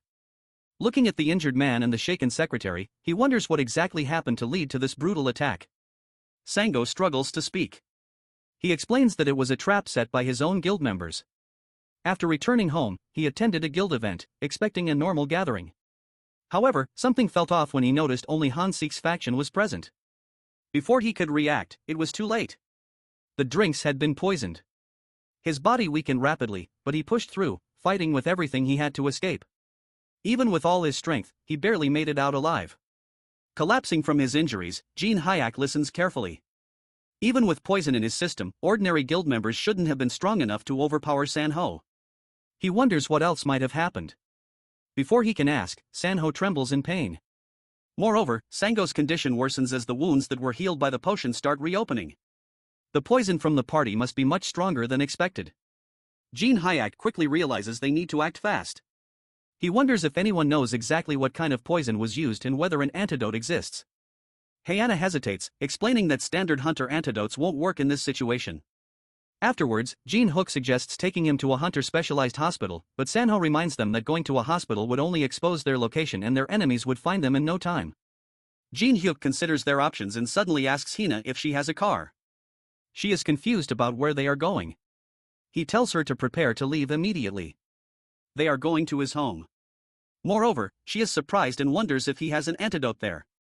Jin-hyeok reassures her that he doesn't, but he might have another way to treat the poison. Hyena quickly agrees and rushes to get ready, determined to drive as fast as possible while Jin-hye stays behind to keep an eye on Sanho. As they near their destination, Jin-hak urges Sanho to stay awake and hold on a little longer. Hina suddenly notices something concerning. She wonders if Jin-hyeok has seen the car following them. Afterwards, Jin-hyeok quickly glances back and realizes it's the same vehicle they spotted earlier in front of the house. Hyena confirms his suspicion that they are being followed. Jin-hyeok realizes he can't go straight home while being followed. With no other option, he decides to change plans. He instructs Hyena to follow his directions carefully and take a different route. As they reach a specific point, Jin-hyeok prepares to confront Kang Jun. He tells Hyena to drive straight to his house while he stays behind to handle the situation. His colleague has already been informed and will let her in upon arrival. Kang Jun-tae, expecting to find Seo Sango, is surprised to see a stranger standing in his way instead. Moreover, he wonders if Jin-hyeok truly intends to stop him alone. Meanwhile, Jin-hyeok studies him closely, wondering if this man is the only tracker or if someone else is. Afterwards, Jin-hyeok wonders why Hina isn't heading to the house as planned. Before he can question her further, she suddenly shouts for him to escape at all costs. And then she reveals the terrifying truth. The man chasing them is an S-class hunter. Shock hits Jinhee as he hears the name Kang Jun. His presence detection skill activates, confirming the immense power. The force of Kang Jun-tae's aura spreads across the area, making it clear that this is no ordinary opponent. Jin-hak struggles to hold his ground. Hina asks if he is okay, but he barely manages to respond. Realizing he can't last much longer, he urges her to escape immediately, promising to find a way to catch up later. Hyena is unwilling to leave him behind, but he insists. Understanding the danger, she finally agrees and rushes away. However, Kang Jun refuses to let his prey escape so easily. He moves to intercept, determined to stop them. Jin-hyeok throws himself in the way once again, frustrating the S-class hunter. Junai wonders why this man keeps interfering with his plans. Jin-hyeok does everything he can to buy time. Hina is now a safe distance away, hoping that Jin-hyeok will survive and return alive. Moreover, Jin-hyeok realizes the intensity of the situation. Kang Jun, clearly annoyed, wonders why someone like Jin-hyeok is interfering and warns him to step aside if he values his life, claiming he is too busy to deal with distractions. Jin-hyeok refuses to back down. He wonders if Junai truly believes he would just run away in fear. Before Jin-hyeok can react, Junai moves with speed. Each attack is not just fast, but dangerously powerful. Every strike forces Jin-hyeok to dodge desperately, knowing that even a single hit could end him. Afterwards, Junai taunts him to keep going, eager to see how long he can last. His attacks grow fiercer, and Jin-hyeok realizes that if he takes a direct hit, it will be over. Thinking quickly, he activates his inventory and equips his chainmail armor. The unique effect immediately takes hold, reducing both physical and magical damage by half. As the next attack hits Jin-hyeok, he realizes just how close he came to death. If not for the armor he had prepared in advance, he wouldn't have survived that last attack. Junai observes him, noting that he hadn't expected Seo Ho to have someone this skilled under him. But then something clicks in his mind. He wonders if Jin-hyeok is the SA-class hunter rumored to have captured a new type of monster. The name sounds familiar. Han-sik had mentioned someone like him before, someone who was quite close to Seo Sango. Afterwards, Jin-hyeok quickly realizes that his identity has been exposed. Even if he manages to escape now, it's only a matter of time before they track him down. His house won't remain safe for long. Before he can think further, he realizes that he can even escape from someone as powerful as Junai. Afterwards, Junai makes an unexpected offer. He tells Jin-hyeok to forget about Seo-ho and join forces with him instead. The new Titan Guild needs someone like him. Jin-hyuk rejects the offer, standing firm in his decision. We then cut to Lucia, who is trying her best to heal the guild master, but she reaches her breaking point, realizing she can't push any further at the moment. Stepping back, she wonders if it's best to go outside and discuss the situation. The poison in Seo Sang-ho's body remains dangerously strong. Although Lucia has taken temporary measures to help him rest, it's clear that the treatment isn't complete. The pain is gone for now, but it won't last long. Lihaya becomes more concerned, wonders what they should do next, and asks if there's any other way to treat him. Lucia thinks for a moment before recalling someone who might be able to help. A certain short man comes to mind. If anyone can do it, it's probably him. However, there's another problem. To enter the dungeon where the solution might be found, they need Jin-hyeok. A possibility exists, but it won't be easy. Meanwhile, in battle, Jin-hyeok struggles to keep up. His opponent keeps attacking, leaving him no time to recover. Every hit shakes him, and the energy he had at the start is fading fast. Moreover, he knows he has reached his limit, and drinking a potion would help. But there's no chance to do so with the continuous attacks. There's only one option left. He must go Allen with one final strike. Determined, he refuses to give up. If this is the end, he will make it count. Gathering his remaining strength, he prepares for one last desperate attack. No matter how hard he tries, his attacks keep missing their mark. Frustration builds, but Kang Jun remains unimpressed, calling the fight boring. Without warning, a deadly attack comes his way. He knows he must dodge, but his body refuses to move, and he ends up taking hit. Panic sets in as he desperately tries to command himself to react. His mind screams for his body to move, yet he remains frozen. At the last moment, his instincts take over, and he barely shifts to avoid a fatal blow. Kang Jun acknowledges his quick move, impressed that he managed to survive. Once again, an offer is made to join forces and live. Jin-hyeok refuses and Kang Jun realizes that there is no other way. The final attack is about to land and Jin-hyeok wonders if this is truly the end. Just then, an arrow flies through the air, interrupting the fight. Lucia has arrived. Let's take a step back to understand how this 10 out of 10 baddie came here. Lucia moves quickly, following the direction she memorized. Even though it's her first time going through this path, she pushes forward without hesitation. Every step brings her closer, and she hopes she isn't too late. Moreover, she prays silently for Jin-hyeok to hold on. He just needs to survive a little longer. Meanwhile, the battle continues. Kang Jun prepares to end the fight, but before the final strike hits, an arrow cuts through the air. The unexpected attack forces him to step back. He looks at the arrow in disbelief that it carries so much power. Jin-hye is struggling to stay and recognizes the arrow immediately. Lucia has arrived just in time to save Jin-hyeok, surprising their enemy with her strength. He initially underestimates her, thinking she isn't a real threat, but quickly realizes his mistake when she easily blocks his attack. Shocked by her power, Kang Jun struggles to understand how she can match him. Meanwhile, Lucia remains focused, knowing this isn't the time for lessons.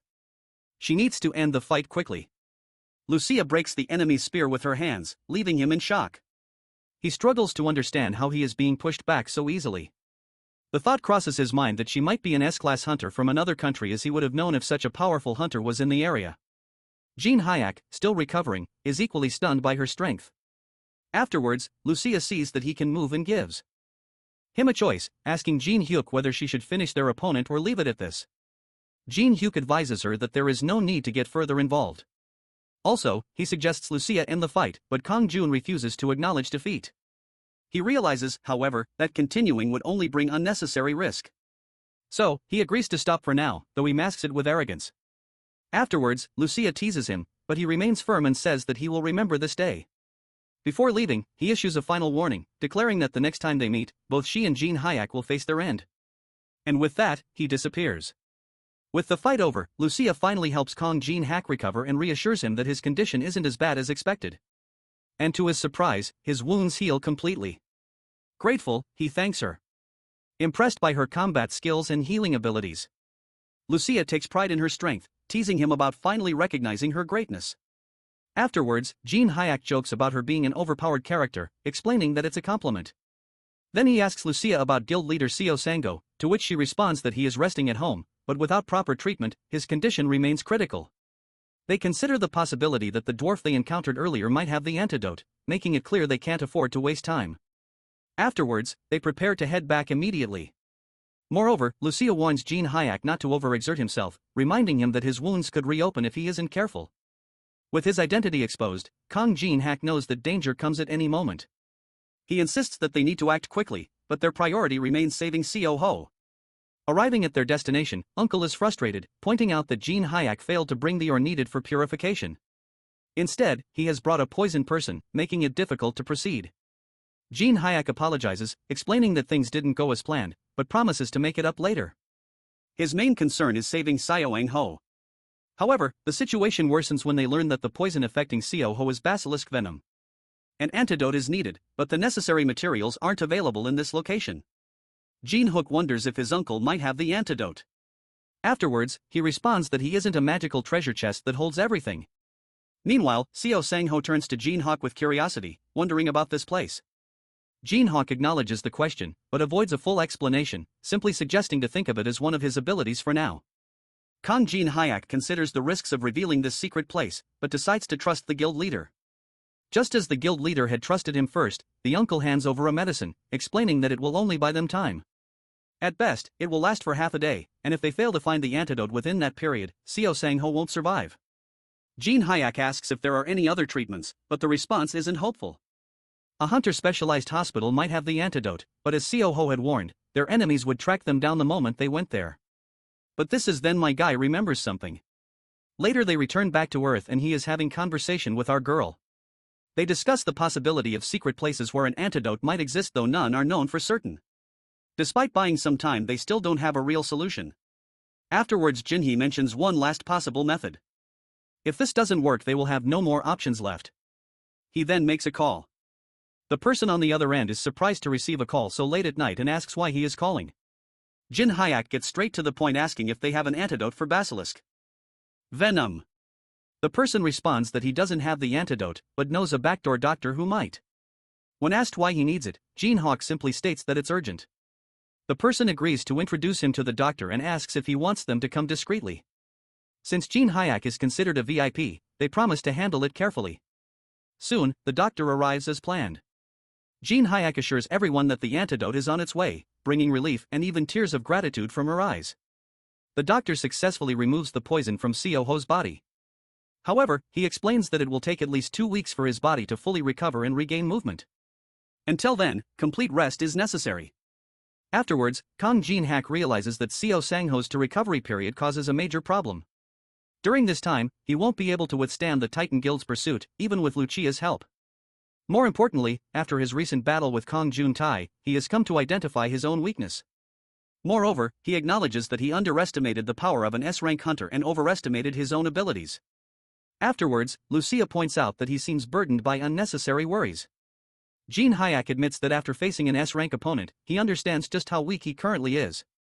However, she assures him that although he is weak now, he has the potential to grow stronger. A risky method to gain strength is presented to him by Lucia, and Jin-hyeok declares that he is willing to do whatever it takes to become stronger.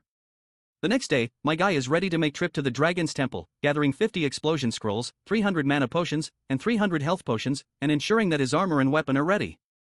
He also confirms that he has a return stone in case of emergencies, securing an escape route. Before leaving, he entrusts Seo's-ho and another ally to Lucia, asking her to take care of them in his absence. Moreover, Lucia warns him about the extreme dangers of the Dragon's Temple, reminding him that if he gets greedy or pushes too far, he could die. Jin-hyeok acknowledges the warning and promises to use the return stone if the situation becomes too dangerous. As he prepares to go, Secretary Lee apologizes and blames herself for the risks he is taking. Afterwards, Kang Jin-hyeok reassures Secretary Lee that there is no need to apologize, as he also seeks revenge. Moreover, he tells Lucia that she is the only one he can rely on while he is away and asks her to wait for his return. He is determined to come back stronger no matter what. Upon arriving at the Dragon's Temple, he recalls Lucia's warning not to get greedy and to leave once he feels strong enough. However, he dismisses the idea of playing it safe. His goal is clear. He refuses to leave until he is powerful enough to defeat an S-rank opponent. Kang Jin-hyeok keeps walking but doesn't see anything for a long time, making him wonder if he's on the right path. Suddenly, the area lights up, revealing strange suits of armor. At first, they look like decorations, but something about them feels off. Afterwards, he quickly realizes they are actually enemies. Instead of feeling scared, he sees this as the kind of challenge he was looking for. As the fight begins, he notices that the armored figures may look strong, but they aren't very powerful. Then, he figures out their weak point. He needs to destroy their cores. Afterwards, Kang Jin-hyeok isn't worried about the armored monsters. He has the perfect weapon to deal with them. He unleashes a powerful burst of electricity, targeting their cores all at once. He wonders how the metal creatures are handling the shock and how the electricity tastes. At the Titan Guild's office, Han Yong-suk's expressions are filled with frustration, and his blood boils because of Kang Jin-hyeok for messing up catching one drug-addicted fool and making things so complicated when they weren't meant to be. Turning to his assistant, he demands an update about what happened to the executives who supported Seo Sango. So the assistant informs him that they have been confined to their homes and are being thoroughly monitored. The Titan Guild members have cut off all communication lines like the internet and phones. Hearing that, Han Yong-soon gives a cold calculation order to keep watching them to make sure Seo Ho doesn't escape in that direction. But before the conversation could continue, suddenly a loud burst can be heard. The door flies open. It is Kang Jun who angrily barges into the office. He demands an explanation on why he hasn't been warned about the unexpected obstacles. Han Suk doesn't understand this sudden rude outburst as he did give Jai information about that low-level hunter. Jun angrily moves forward, revealing he is not talking about the guy, but the archer woman. Han Suk's assistant immediately moves to intervene, suggesting Jun to step back from the executive, but without giving a damn. With a sharp, brutal punch, he sends the assistant to the corner of the floor, not even sparing him a glance. At that moment, the bleach head realizes that this dude is likely talking about the woman who has been traveling with our boy. He then hesitantly asks Jonti if he lost to her. The question hits like an insult, and Jonti immediately shrugs it off by calling it nonsense and insists that if his spear hadn't broken, he would have one. Judging by his words, Yong-suk understands she is a tough opponent, even for Jun. And this is not even him complaining, she overpowered him, and he felt humiliated. Though he didn't expect her to be this strong. Not sure how to respond, he assures Jun about preparing for her too along with Kang Jin-hyeok. However, he reminds Jai to finish Sango as quickly as possible. Only then can they fully take control of the Titan Guild. They know he has already been poisoned, so he might be on the verge of death, or even if he survives, he won't be able to fight as he used to. So, all they have to do is find him and it is over. The only variables for them are Kang Jin-hyeok and Lucia. But this time, the guild will make sure to kill them. Han Yong-suk trusts Jonti to handle this. Once those two are dead, there will be no more obstacles. Everything will be taken care of, and then the position of Titan Guild leader will be Jess. At the same time, in the Dragon Temple, Kang Jin-hyeok took down all those armored things and now is in the second room. Then in a dull light, he spots a throne and upon it, a figure is seated. Something is definitely off. Their karma level is at 0. The old man sitting on the throne is excited to see a new challenger after so long. Kang Jin, who respectfully asks about him and confronts the man that he knows this man is not someone ordinary. This makes the old man intrigued to know if this assumption is because he has 0 karma, which makes Jin-hyeok wonder how he knows it. But instead of simply answering the question, the old man questions Jin-hyeok's intentions of coming there and guesses if that cursed and resentful thing he carries isn't why he came all this way. Well, our boy is stunned that this bastard is talking as if he knows everything already. But when the old man steps forward to stand face to face, Jin-hyeok extends his hand, shows him a stone, and informs him that he came there to purify it. The old man recognizes that it is grown by devouring people. It carries a considerable amount of grudges, though he doesn't find it a difficult task. With a wave of his hand, the old man casts a spell, causing energy streams to come out of it, and in a minute, he purifies it. Even the color of the stone changes, and that ominous aura seems to be gone, too. Jin-hyeok's face makes it evident how impressed and surprised he is. Therefore, he thanks him. The old man advises him to save this gratitude for when his true purpose here is complete. Jin-hyeok doesn't seem to understand, and when he looks into the old man's eyes, it seems like he has been transported to somewhere else.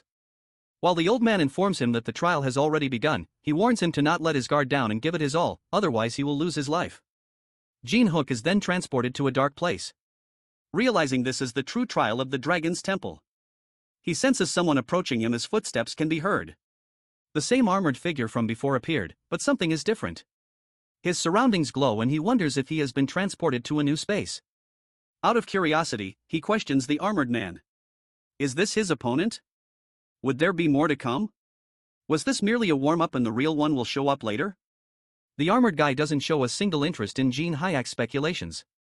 And to Jin-hyeok's surprise, he suggests Kang Jin-hyeok to prepare himself, informing him the trial has begun. Jin-hyeok realizes this armored man is different from others as he can talk. But the armored man moves swiftly towards him, reminding him this is his only warning. The scene shifts to our boy's neighborhood. A number of guys are moving from roof to roof with a blinding speed in futuristic black masks and hoods. One of the hooded guys apologizes to his companions for not being able to find the house of Kang Jin-hyeok from any side. Though they definitely searched the address, but there was nothing there. The other hooded guy is tense as if they don't find that guy, they are all finished. Kang Young won't spare them, so they have to find that guy no matter what it takes. He instructs them to destroy every single house visible in this area. That way, they will probably stumble upon Kang Jin-hyeok's house. Maybe before they could work according to the plan, one of the hooded guys collapsed on the ground, blood coating the entire surface. The other two guys take time to realize what has happened, but they barely have any time to run for their lives or call for backup. And eventually, they also get attacked by none other than Lucia. With the danger eliminated for the time being, she gets back home. Secretary Lee Hae-ana questions Lucia if everything is okay out there as she suddenly went out. Lucia calmly informs Lee Ha-na that the Titan Guild's tracking team came by. This freaks her out and tension fills across her face, but Lucia assures her not to worry since she took care of them pretty quietly. After overhearing the enemy's plan to destroy the entire neighborhood just to find this place, they must be convinced of it by now that this is the only place both the Titan Guild's master and his secretary could possibly be. In advance, Lucia apologizes to Hina. If they come in full force, she won't be able to stop them alone and urges Ha to hope Kang Jin-hyeok gets stronger and comes back soon. At this moment, he is the only one who can change their situation. On the other hand, Kang Jin-hyeok is struggling as the armored man launches forward. The boys stand there frozen in shock. Though the armored man slices his throat, panic is evident on Kang Jin-hyeok's face as he grabs his neck, thinking it has been sliced, but he is transported to the same temple from before without being harmed a little. He examines his neck in shock, but a laughter pulls his attention. It is the same old man who explains the place where he died is a sort of virtual space. So even if he dies there, he won't die for real. That is why he doesn't have to worry. Kang Jin-hyeok tries to focus. He recognizes that voice. And as he turns, he sees the door being closed, but confirms his suspicion that it is the same old man as before. The old man reveals that Jin Hyun is still very weak. The Dragon Temple is a place to make him strong, but it is also a place of trial. He had warned Jin Hyuk before to never let his guard down. Strength wasn't just about power. It was about resilience. So, he should grow stronger and try again. Although Jin Hyuk is not in the mood to be lectured, as this time isn't for such casual advice. If their hideout gets discovered now, Seo Sang-ho and Lee Hee will be killed. And if Jonti shows up, he won't be able to defeat him. So, he needs to get stronger now. But there is a barrier between the old man and him because of the closed door. He begs him to open the door and accepts his mistake, but assures him to not let his guard down again. He explains if he doesn't get stronger immediately, it is all meaningless. The old man knows him rushing back in. He'd only experience death again. However, Jim Hook is firm. He will only know if he tries, so he keeps insisting on him. The old man finds him pretty desperate even after experiencing the sensation of death. He is not giving up. But Jin-hyeok tells him if he was afraid of dying, he wouldn't have started this in the first place. The old man finds his spirit amusing, so he grants him an exception to re-challenge the trial. Pressing forward, he is transported to virtual space again. The armored guy praises him for coming back even after experiencing death. Jin Hook reveals that he was careless before, but this time it won't end as hollowly as it did earlier. The armored guy laughs and then jumps high to attack him with his giant weapon. Though this time, Jin-hyeok blocks it with his enchanted bat. But this guy has phenomenal skill. Just holding on is overwhelming. The armored guy realizes that his opponent has come to his senses this time. While Jin Hook struggles to hold on, he needs to focus the aura in his legs. Somehow, he needs to knock it away and create distance. Summoning his aura, he focused it into his legs. If he could create an opening, even for a second, he might stand a chance. Using every ounce of his strength, he pushed the armored warrior back. The force of the recoil nearly knocked him off balance, but he managed to stay upright. A direct confrontation wouldn't work. He had to strike and retreat, searching for the perfect opportunity. Jin Hyuk lunges forward, leaping higher into the air to attack the guy, which impresses him as he handles the aura, but he only has aura in his lower body, leaving his upper body exposed. So, the armored guy deflects the attack. It is like he knows or can read his thoughts. The armored guy huffs. Also acknowledges Jin's spirit, but if this was all he had, then there is no need to prolong the fight and Jin-hyeok should just die. The armored guy then attacks Jin Hook again, but to his surprise, he blocks it, which the armored guy wasn't expecting. Jin Hook clarifies to him that he won't die this easily. He wasn't sure earlier, so he tested it out. And as expected, the armored guy predicts where to attack by observing the aura. Hearing this, the armored guy laughs, calling him talented, but assuring him of not changing the outcome no matter what happens. As much as it pains Jin Hook, deep down, he knows the armored guy is right. If he keeps using his aura like this, he will only use the opponent's tricks again. In that case, he needs to fight differently. He opens the inventory, drinks a mana potion, and decides to surround his entire body with aura so the opponent can't predict his moves. Before he could finish the whole potion, the opponent attacks him again. But because of his present-mindedness in time, Jin-hyeok is able to dodge the attack. The armored guy has noticed him enveloping his whole body in aura, questioning if it was that drug from earlier that boosted his aura and mocks him for obtaining power from such a substance which can never be called his. Jin-hyeok doesn't care whose power it is as long as it helps him win. Wielding the enchanted bat, he moves swiftly, dodging attacks and counterattacking with force. The armored guy launches heavy attacks from all directions. Despite that, Jin-hyeok isn't giving up.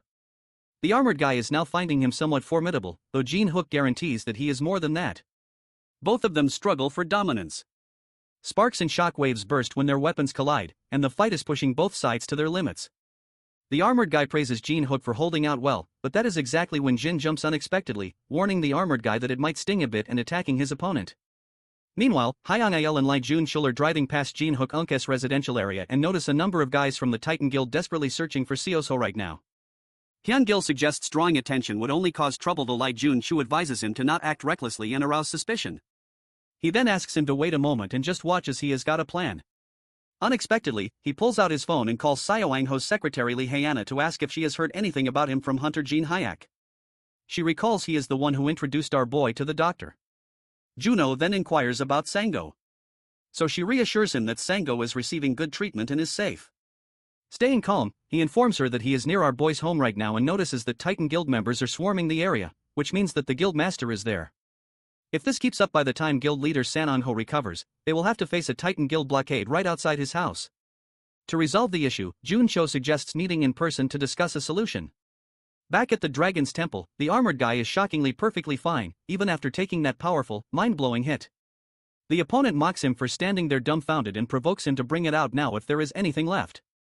Jin-hyeok doesn't believe that even lightning didn't work, so he admits that he has nothing else hidden, so they should gamble everything on this fight to death. The opponent assures him about playing along and giving him a proper massive strike. He then exudes an aura of power. Meanwhile, Jin-hyeok grips his bat tightly, though he notices divine energy radiating from his opponent and mockingly calls him a paladin. The armored guy proudly reveals he is not a paladin, but something close to that, and then confirms to Jin-hyeok if he is ready. Jin-hyeok stands there unfazed, being ready for a while. As the guy lunges forward, Jin-hyeok knows fancy tricks won't work. What he needs now is a full force strike. Jin-hyeok uses every inch of aura in his body and blocks the divine energy's attack. He is aware that if he falls back, it is over. The armored man understands this is different from before. Jin is focusing all the aura into one point to amplify its power. Truly betting everything on this one strike. But the opponent tries pushing him while attacking, which makes him stumble even as his aura scatters. Though the armored guy promises him he won't be able to defeat him just with that. The battle has finally reached its peak. The armored guy lunges forward. Their weapons clash. Jin-hyeok is struggling with the overwhelming force pressing down on him. But despite his determination to not give up, he is pushed back on the ground. He presses his bat onto the ground to steady himself, his body trembling with exhaustion. He managed to block it, but the aura has been used up, and he doesn't even have the energy to move his body. The armored guy questions whether this is truly the limit of his power. Holding up his weapon, he points out, in the end, all Jin-hyeok has done is break this iron sword. A broken iron sword can easily be replaced with an aura blade. But Jin looks completely drained. So how will he face the armored guy? He warns him that if he has no tricks left, his challenge ends here. Jin-hyeok pants heavily as he tells the armored man that he talks too much and provokes him to kill him already as he gave it his all. So he has no regrets. Though he assures him even if he dies here, he won't actually die. So he will keep challenging again and again to become stronger. The armored guy reveals the real trial is over but informs him about the misunderstanding. Nobody said this trial was about defeating the armored guy. He is the examiner and the judge. The true trial is whether or not he can earn the armored guy's approval. Jin-hyeok's eyes shine with hope that maybe he will be passed. And fortunately, the guy actually passes him, mentioning he still has a lot to improve. In an instant, the armored guy is transformed into the same old guy sitting on the throne. It was him fighting with him all this time. The old man praises his remarkable potential but advises him to fix his personality as recklessness and confidence are not the same thing. Still, he was impressed by how Jin-hyeok gave it his all until the very end. When Jin-hyeok realizes it is the same old guy, he interrupts. But the old man pokes his head out and signals him to stay quiet as he wished to know how to grow stronger. So the old man explains his aura is power rooted in divine energy, which makes the method simple. He must connect with the divine. So the old man puts his hand on his head, revealing he has taken a liking to him, so he should use the gift he is about to bestow upon him wisely.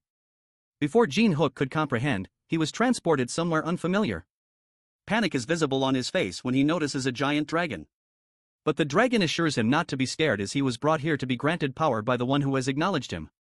Challenger who passed the trial. From this moment forth, he will be imbued with the power of the divine. Suddenly, energy streams move towards Jin-hyeok. Therefore, the dragon insists he accept it. This is the grave of a god who looks favorably upon him. Confusion and fear spread across his face, but it doesn't hide the fact that from now on, the divine power will be with Jin-hyeok. Lee Jun-chul has arrived at Jin-hyeok-unke's house. Lucia sits there anxiously waiting for Jin-hyeok. He is late, worried expressions fill her face, mind racing with questions. Has something gone wrong? Just as negative thoughts take over her mind, she suddenly senses a strange shift in the air. Turning quickly, she opens the gate. The gate to the dungeon is appearing. It means Jin-hyeok has succeeded. She examines the gate and is shocked to sense a powerful aura coming from beyond the gate. Finally, footsteps can be heard and Jin-hyeok enters the game. Lucia stands there stunned. The realization hit her. Is this power coming from him? It couldn't be. How is this even possible? She is in utter disbelief but unaware of her shock. Jin-hyeok asks her the reason behind being so shocked. She hesitates, but her mind screams tons of questions. What happened there? Has he truly passed all the trials of the Dragon's Temple? Did he really face them all and survive? When Jin-hyeok doesn't answer, she angrily takes out her weapon to attack him, calling him a reckless idiot. Did he not understand what he had done? What if something had gone wrong? She warned him not to be greedy and to back out in time. But before her attack could land, Jin-hyeok blocked it with divine energy, claiming he had no choice if he wanted to get stronger. If he hadn't done it, he wouldn't have gained this power. Lucia clenches her fists, realizing he never listens. Well, he has certainly gotten stronger, but still she advises him to be cautious because if something happens to him, she won't be able to go home either. Though, Jin-hyeok assures her not to worry as nothing like that will happen anymore. In that case, she decides to leave this place to him now. Confusingly, Jin-hyeok asks if she is heading back to the dungeon. So, she informs him she needs to get some rest, too. And even he looks like he is more than capable of handling things in here. Now, as Lucia turns to leave, Jin-hyeok shows his gratitude, but Lucia tells him not to mention it because more than she did it for him, she did it for herself. She didn't want the dungeon to get messed up if he died. Also, she reminds him that nothing in life is free. The boss room with the magic circle still needs attention, and she will be staying there for a while, so he should bring her a bunch of sweets as payment. She has one more thing to say. Once she goes back into the dungeon, the magic that suppresses perception will soon wear off. When that happens, the Titan Guild will find this place and come after it. Before they find out, he could come up with a plan. Then she leaves into the shadows of the dungeon. He then enters the lounge and greets the secretary. While Lee Jun-chul is shocked by seeing our boy there, secretary's face brightens up with happiness after seeing him. Jin-hyeok then confirms if everything was alright while he was gone. So Haya updates him. Seoho is recovering well and they have handled the pursuers. That's a small relief, but there's something else Jin-hyeok wants to know. Why is Lee Jun-chul here? Jun-chul explains he couldn't reach him, so he took the liberty of coming to see him personally. Jin-hyeok narrows his eyes, knowing this guy never appears out of nowhere, so something is definitely up. Without hesitating a bit, Jun-chul proposes something unexpected. He would like to create a guild with Jin-hyeok. Before he could reply, Lee Hina interrupts as he wasn't going to propose a way to get them out of here. Jun advised them to calm down and hear him out. He realistically speaks. Even if Seo Sang-ho recovers, he can't go back to the Titan Guild. The fact that no one has come to rescue him is proof of that. He knows that the group has already rotted through and something that is already rotten can't be fixed. So, they need a new foundation and he intends to build a new framework with Lee Hina and its core, Kang Jin-hyeok. He slides up his phone requesting them to look at the material he has prepared first. The resources he can handle personally for building a guild, the physical resources available, the talented individuals he has scouted, and the facilities they can use. Lee Hina is pretty impressed by his preparation. But even with a guild of this scale, they can't fight the Titan Guild. Even with all of this, can they really go against the Titan Guild? And more importantly, how will they handle Kang Jun-tae? Jun-Yul has prepared a countermeasure for that, too. But for that he needs one guarantee: if Jin-Hyuk can defeat Kang Jin-hyeok asks why him but not Seo Sango. But Jun-Shul is aware it will take time for him to recover enough to fight properly. And by the time that happens, they will have already missed their chance. He heard our boy fought Kang Jun and survived. If that is true, then his plan can work to resolve the current situation. If that rumor is false, then they will pretend this conversation never happened. As long as our boy is strong enough to fight Kang Jun, the plan is viable. If that's the case, Jun-Shul is willing to stake everything on our boy. This causes our boy to smirk as he wants to hear the plan first because his answer will depend on it. As he has been asked to share his plan, on the other hand, Tyrant Guild leader Jo Wonil is beating the men of the Titan Guild, demanding to know where they are barging in without fear. Recently with public sentiment against them due to the Alren incident. He thought they'd lie low for a while. But during that time, Titans have been targeting Tyrant Guild's territory. So, if they want to pick a fight, Cho will rip all of them to shreds, every last one of them. Back at Jin-Hook's house, Jun-Cho's plan is to draw the Tyrant Guild into this. It is about fighting fire with fire. The Tyrant Guild is a massive force comparable to Titan. With Ju and-shu, an S-class hunter, as its leader, they'd be able to go toe-to-toe with Titan. But Lai Hina reminds them that the guild is already in chaos after the Alren incident. Would they really be willing to go to war in this state? However, Jun-Yel confidently responds that making them fight is easier than she thinks. Recently, Titan has been expanding its territory. Most of that territory originally belonged to the Tyrant Guild. Of course, other guilds targeted it, too, but Titan has gone overboard. So if they just give them a reason, the Tyrant Guild would strike Titan immediately. Lee Hina and our boy exchange glances, thinking to release their trump card. Meanwhile, Jun-Cho is confused as he has no idea what is going on. So our boy brings up the Alren incident with the Tyrant Guild. They are the ones who leaked the dark secrets. The dots finally connect and now Jun-Cho understands why Titan moved as if they already knew everything. Therefore, it is a strong enough excuse. Once the Tyrant Guild hears this, they will go after Titan right away. Then as a third party, Jin-Shul, Jin-Hyuk, and Lee Hae-ana will take advantage of the chaos between the two guilds to take out Titan's top brass, Han Yong-suk and Kang Jae. That is the plan Jun-Shul has devised. A smirk spreads across Jin-Hyuk-unk's face because he is definitely handling it for Jun-Shul. It also means starting a new guild is confirmed. Drawing from mythology, Jin-Hyuk decided to name it after the temple of the gods who overthrew the Titans named Pantheon. Both Jun-Cho and Lee Hae-ana like the name as the meaning fits well. Now they have to get going. There is no point in delaying anything. Jun-Cho requests Secretary Lee to leak the information to Tyrant. And while she is at it, she needs to see if there is anyone in Titan who might defect to their side. Jun-Cho himself decides to prepare the supplies they need. But there is something specific he needs Kang Jin-hyeok to handle. Guild leader Seo-ho can't make any moves for the time being, even though the pursuit will likely stop once the two guilds clash. Is there any way to completely divert their attention for now? If that is the case, Jin-Hyuk might have an idea. At the same time, at the residential area of Jin-Hyuk, Titan Guild's men have located Lee Hina and Jin-Hyuk. According to them, they are feeling towards Sector D. Meanwhile, young Dune stands on a rooftop, overlooking the situation. Jin-Hyuk acknowledges his efforts, thanking him for buying them some time. Dune, happy that he could help, brings up something Jin-Hyuk mentioned earlier, the possibility of a rebellion within the Titan Guild. Curious, he asks for more details about it. So, Jin-Hyuk explains Han Yong-suk tried to oust Seo Sango. So, that is why Guild leader Seo is here. He asked for help and Jin-Hyuk granted it, which is why Titan's goons are frantically hunting them down. He informs Dune that he even almost got killed by Kang Jun, which freaks Dune out, but Jin-Hyuk assures him he can handle him now. But the actual reason Jin-Hyuk called Dune here is to ask if he's willing to join the new guild they are forming. At the Tyrant Guild's Branch 3, Jo Wonil receives the news that Titan Guild has not only killed Alan, but has also leaked the incident to the media.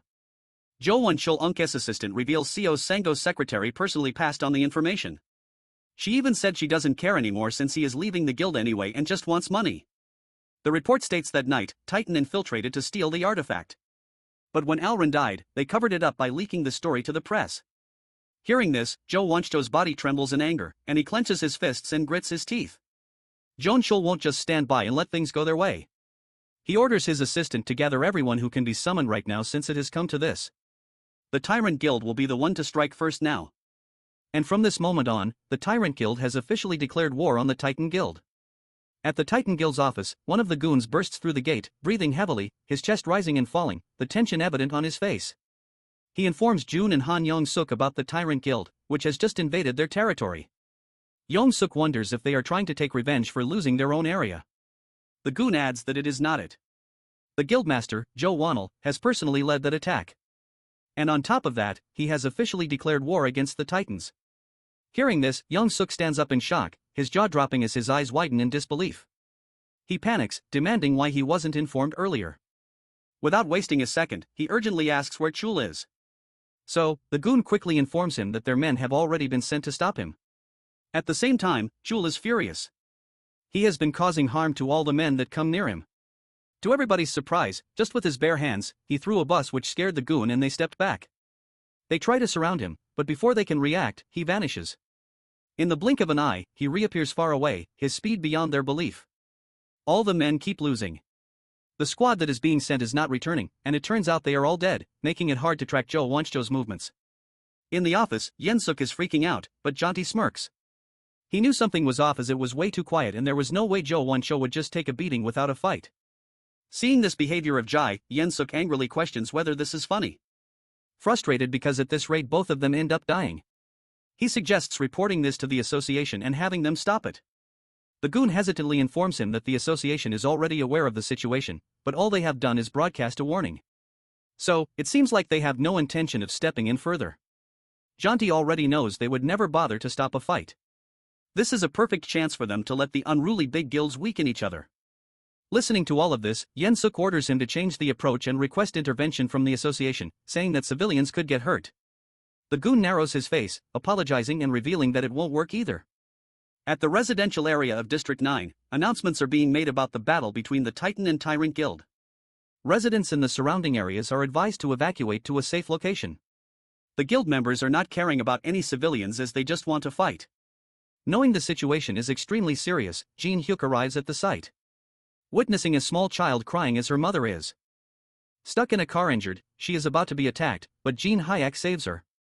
Jin-hook suggests Lehigh not evacuate these people to a safe place and inform all guild members that protecting civilians is the top priority. The news has been broadcast about the guild pantheon's first mission, which is to protect civilians at all costs. When the news about the new guild is heard, Yen-suk wonders whose guild this is as he never heard of that before. Jantai assumes some unknown guild is trying to use this chance to make a name for themselves as there are plenty of mid-tier guilds that would jump at the chance. But more importantly, they need to deal with the tyrants. But suddenly, Yen-suk asks him to wait, claiming the ones protecting the civilians, they seem connected to Seo Sango or Jin-hook. Jai doesn't take it seriously. Though something about the name Pantheon bothers Yen-suk because he is aware that in Greek mythology the Pantheon was the temple of the deities who overthrew the Titans. So it seems like they chose the name to target them. Now this makes sense to Janti since appearing at this moment is also suspicious. The tyrants' declaration of war and their sudden attack, the timing and everything are too perfect. Therefore they have realized that Seo Sang-ho or Jin-hook must have been backing Tyrant from the shadows. Instantly he gets a call. One of his men informs him of the path movement of Jo Won-ju. Judging by his current trajectory, he seems to be heading straight for their guild headquarters. Yen-suk's expression darkens. He informs Janti about this news. Since it has come to this, they decide to settle things once and for all, and he confirms with Je whether he can take down Chul. Janti's eyes are filled with rage and something that cannot be explained. But he guarantees Yen-suk that Ueno is walking right into his own grave and this place will be his tomb. As the battle of Tyrant and Titan Guild continues, the members of the Tyrant Guild realize that the members of the Titan Guild are pretty weak, but there are just too many of them. The Titan Guild members play their dirty game by casting fire spells, which creates panic among the civilians. Though Jun-chu assures that his hunters will protect them, and they should take this chance and evacuate over here. Once they arrive, they should be safe. If they ever find themselves caught in a guild war today, his guild will always be there to help. So, he requests them to remember the guild that stands for the people, Pantheon. All the civilians look at him confusingly because even in the extremely serious state, this guy is promoting the guild. At the same time, Hung informs Jun Cole, an association officer, has arrived. The association officer confirms from Jun Shul if he is the same guy who helped evacuate the civilians and expresses his gratitude. They avoided a major disaster, though he assures them to take it from here. However, the officer is shocked to witness a guild that actually cares about the civilians and asks the name of the guild. Juncho feels honored that the association thinks that way and reveals that they are a newly formed guild called Pantheon. Juno knows firstly the association showed up late and now tries to smooth things over with empty words. Still they somewhat achieved their goal to give the guild a good public image among civilians and now even the association sees them in a positive light. Juno and Hung have done their part. The rest is up to Guild Master Kang Jin-hyeok. Afterward, Hyungil Jun-Cole and Lee Hai meets Jin-hyeok. He explains, since this is a war between two guilds, the scale will be massive, and because they are fighting the city, civilians will definitely get caught up in it. So, for now, Pantheon Guild's first priority is to protect civilians and establish a positive image for themselves. Juno promises. As he said, they are doing their best to protect the civilians, but fundamentally, they need a way to end the war itself. That being said, Jin-hyeok assures him not to worry about that part and calls his Dune for the update on Jeoncho's movements. As expected, Jo Woncho is heading straight for the Titan Guild. So, Jin-hyeok decides to get going. Out of curiosity, the women then questions about the need to track Wayno's movements. In response, our boy elaborates, if that piece of work and Kong Jun-tai fight in the city, the damage will be unbelievable, and one of them will definitely die. My guy intends to take the both of them down at once. Hina stuns, her mind raced with questions. Is he serious right now? She knows he has got stronger, but taking on 2S hunters alone is hard. Jin-hyeok then takes his leave and reminds his guild members to focus on keeping the civilians safe. Hina knows right now they just need to trust him, do their part, and hope for him to come back safely. At the Titan's base, Wonil studies building. Meanwhile, the goons notice him and try contacting the control room immediately. As they are informed that Jo Wonil has appeared at the main gate and request for urgent backup, they are both sent crashing to the ground as Chul forcefully pushes them. He tells them he has no interest in dealing with small fries and gives them an opportunity to live if they call their guild master right now. The guy quickly informs the control room to contact the guildmaster, but also ends up getting beaten by Wonil. Receiving this news, Yen-suk understands Wonil has actually stormed all the way here. Though Jonti never thought he'd walk right into his own death and guarantees to bring the head of the tyrant guildmaster to Yen-suk as a gift, the news is going countrywide about the war that has erupted between the major guilds in the middle of the city. To prevent civilian casualties, the police and the Hunter Association have issued a regional lockdown, restricting traffic and sealing off the battle zones. Additionally, the Hunter Association is operating shelters for residents in the affected areas. If someone is in designated areas, they should evacuate immediately, according to the association's guidance. At the same time, Wonil has been knocking out the small fries, announcing Titan has already fallen, and these weaklings are supposed to be the elite forces guarding the main base. The guards decided to retreat for now as they can't hold out against an S-rank hunter, but one of the guards orders them to hold the line no matter what until the new guild master arrives. After a few minutes, all the guys collapsed on the ground. Wonchul huffs, wondering if Seo's Ho has changed a lot. His subordinates are dying left and right and he hasn't shown his face. He screams to call Seo's Sanang Ho, but surprisingly June rushes towards him demanding to know who gave him the permission to run wild.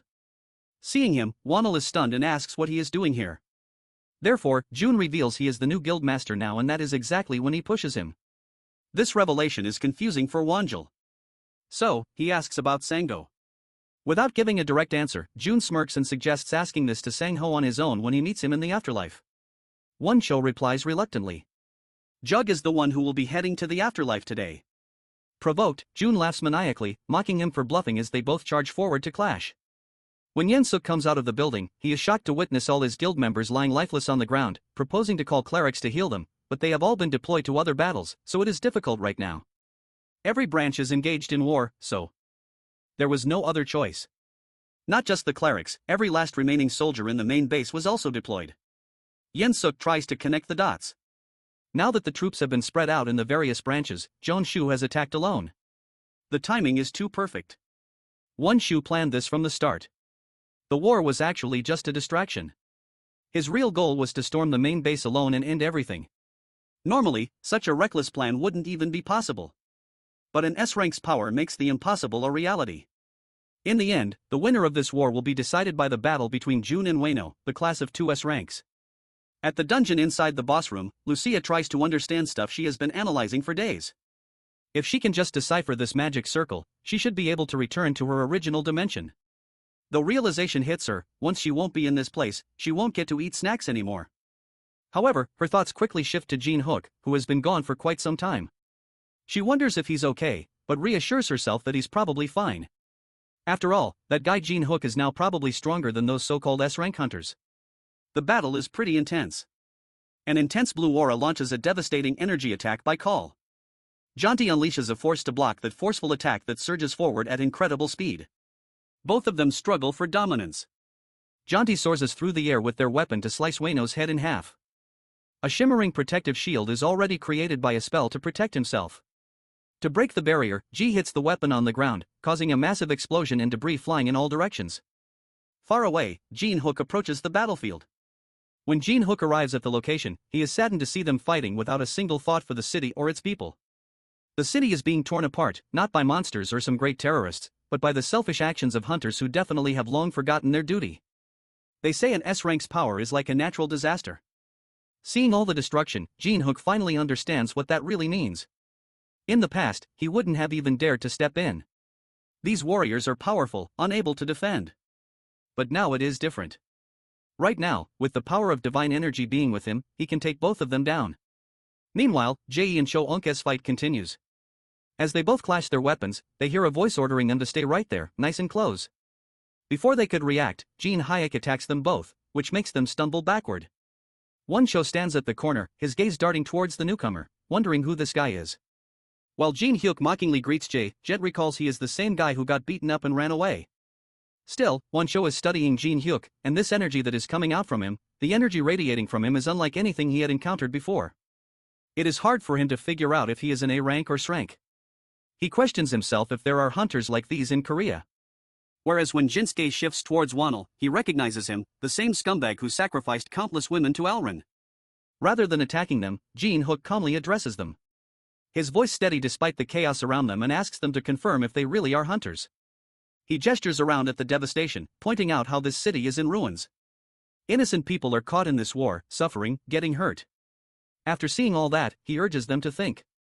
Don't they feel even a little guilty? Rather than being ashamed, Janti shamelessly smirks. Guilt? Why would he feel guilty? He confesses he wouldn't care about those pathetic insects. When he doesn't watch out for bugs while walking, who cares if a few worthless civilians die? Janti mocks him for being another naive puppy. However, he thought Sean-ho was the only self-righteous hypocrite. After listening to everything, Jin-hyuk acknowledges they are definitely worse than animals. Even animals must have a little sympathy and thanks them for making this easier. Now he can kill them without hesitation. Jin-hyuk tightens his grip on his bat, energy streams radiating from it, and points out Janti for making things pretty clear for him. Not taking him seriously, Jae pretends to hear that wrong because he is firm about killing both Jin-hyuk and Wonil. He tells Jones to wait for a bit as he needs to deal with this arrogant guy first. Wunsch thinks smartly, acting casual, admitting it will be entertaining for him. But deep down, he knows if these two fight and wear each other out, it will end up being a win-win situation for him. Jin-hyuk turns to Won-cho, giving him an option to join because he doesn't mind taking both of them down at once. Seeing him acting so cocky, Jun couldn't hold back and with breakneck speed rushed towards Jin-hyuk, his weapon pointed at Jin. Jin-hyuk doesn't even move from his position and just stretches out his bat, blocking his whole body easily. Beads of sweat roll down his head because he wasn't expecting him to block the attacks now when he couldn't even defend against one before. Jin-hyuk is eager to know the cause of his stunned expressions as he hasn't even started yet. With a swift flick of his enchanted bat infused with divine energy, Jae is pushed back. Won-cho's eyes widen since he never imagined Janti getting pushed back like this with such intensity. Taking Jun's shock as an opportunity, Jin-hyuk quickly moves forward to hit him, but he deflects the attack quickly by tilting his head a bit. Gentai's anger doubles because Jin-hyuk dared to put a scratch on his face, so he gathers his strength to counterattack. He is not sure what Jin has done, but it is evident that he has definitely gotten stronger. He admits that it is a shame, sparing him back then. Jin-hyuk laughs as seeing how strong he is, regret washes over Jai's face. Instead of admitting it, Gent arrogantly huffs, claiming, either way, Jin-hyuk is going to die by his hand. Jin assures him things won't go the way he wants. That day, when he barely escaped from here, he made a promise that he'd get stronger and kill him. The one who humiliated him, the one who feels he is superior. Janti stands there knowing damn well this is troublesome. He never expected Jin-hyuk to get this strong. Questions arise in his mind. How did he get this strong? Did he use some tricks? Then something pops up in his mind that maybe he took the Alran's elixir. So he confronted. Before Jin could answer, Won-cho demanded to know the reason behind Alran's elixir being mentioned here. So Ji shared with Won that Jin-hyuk is the guy who killed the Alran and took the elixir. Won-cho Unk's jaw drops and he questions Jin-hyuk if he really is the one who took the elixir and killed the Alran. Jin-hyuk smirks and without a word pulls out a bottle containing the elixir, holding it up, questioning if this is the same elixir they are talking about. The moment Won-cho notices the elixir, his face turns crimson red. It triggers something inside him and he eventually runs to attack him. When Jin-hyeok dodges the attack, his anger doubles, so he tries attacking him again with a forceful punch, but ends up punching the ground because with a blink of an eye, Jin-hyeok disappears from the front. He again dodges the attack by leaping even from being trapped by his whole body. Jin-hyeok is well aware that if that last attack had hit, it could have been very dangerous. So, he takes a sigh of relief. Although his attention shifts towards the sky when he spots a drone flying. An announcement is being made from the drone. It is a live stream to broadcast the battle between two S-rank hunters using a drone. The battlefield has turned into a complete war zone with every building destroyed. They reveal as the battle continues, a new hunter has entered the scene. They mean Jin-hyeok. Though they haven't identified the whereabouts and information of the newcomer, he is holding his ground against the two S-ranks. In another environment, Secretary Lee Haina takes a sigh of relief as everything is going according to the plan. It looks like the media has arrived safely at the scene. With this, the stage is set exactly how they wanted. Jonty can't believe his eyes as he watches our boy effortlessly dodging the attacks of the tyrant's guild master. Not just that, his counterattacks are even more powerful, and he is landing every single one of them. He starts to wonder what he did to get this strong. Meanwhile, Woncho is getting his ass kicked by a teenager. After getting thrown to the ground, he gets up and asks him if he is really going easy on him. This makes him even furious as he thinks that the kid is looking down on him. He screams, asking Jay to stay out of the fight since it's going to be him who takes our boy down. With all his strength, he charges forward and mentions that things are going to be different from now on. However, this seems to be all cope as he continues getting destroyed. Still can't land a single hit. Jin-hyeok pushes him back with his bare fists and says that things look the same to him. Without giving him any break, he steps forward and hits him with his bat and the guy barely manages to block it. At the same time, Jun appears from behind trying to catch our boy with a sneak attack. Unfortunately for him, Jin-hyeok is several levels ahead of him, so he simply blocks using his bat without even looking at him. The impact is so strong that it literally shatters his spear into pieces. He starts to panic as he watches the MC coming at him and falls down with just the shock wave of his bat swings. Not seeing any other way out of this, Wonchul suggests teaming up. Even though they were just fighting each other minutes earlier, the guy suggests making an alliance until they defeat Jin-hyeok. Jen still doesn't seem to trust him, so he threatens to kill him if he backstabs him during their alliance. Wheel shouts at him to fall into position, as they both might have a chance against our boy if they combine their strengths. Meanwhile, the news reporter mentions that the identities of the two S-rank hunters fighting in the war have been revealed. However, they still don't know anything about the hunter who just joined their fight. Moreover, they haven't heard anything from the guild master of the Titan Guild.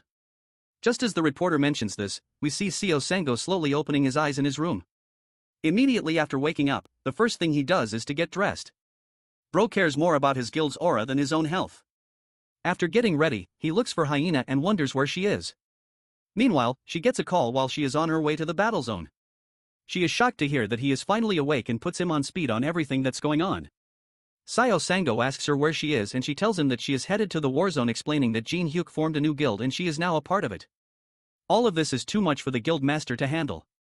So he decides to contact Jin-hyeok directly and ask him about it. However, Hyena tells him that it's not possible since the MC is literally fighting two S-rank hunters as they speak.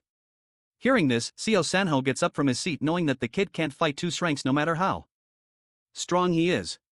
He asks her for the location and says that he is going there himself. Hyena is a bit hesitant as she is worried about his health, but he tells her that it all happened because of him. As the guild master, he can't just sit back and relax while they continue to fight. She finally agrees and sends him the location of the fight. Even though she is worried about his health, she knows that she has to trust his decision since he is the only one who might be able to stop it. Hyena thinks to herself that this isn't the time to hesitate and she needs to do what's required of her. Meanwhile, Jay is trying his best to land a single hit on our boy, but he gets brutally outclassed.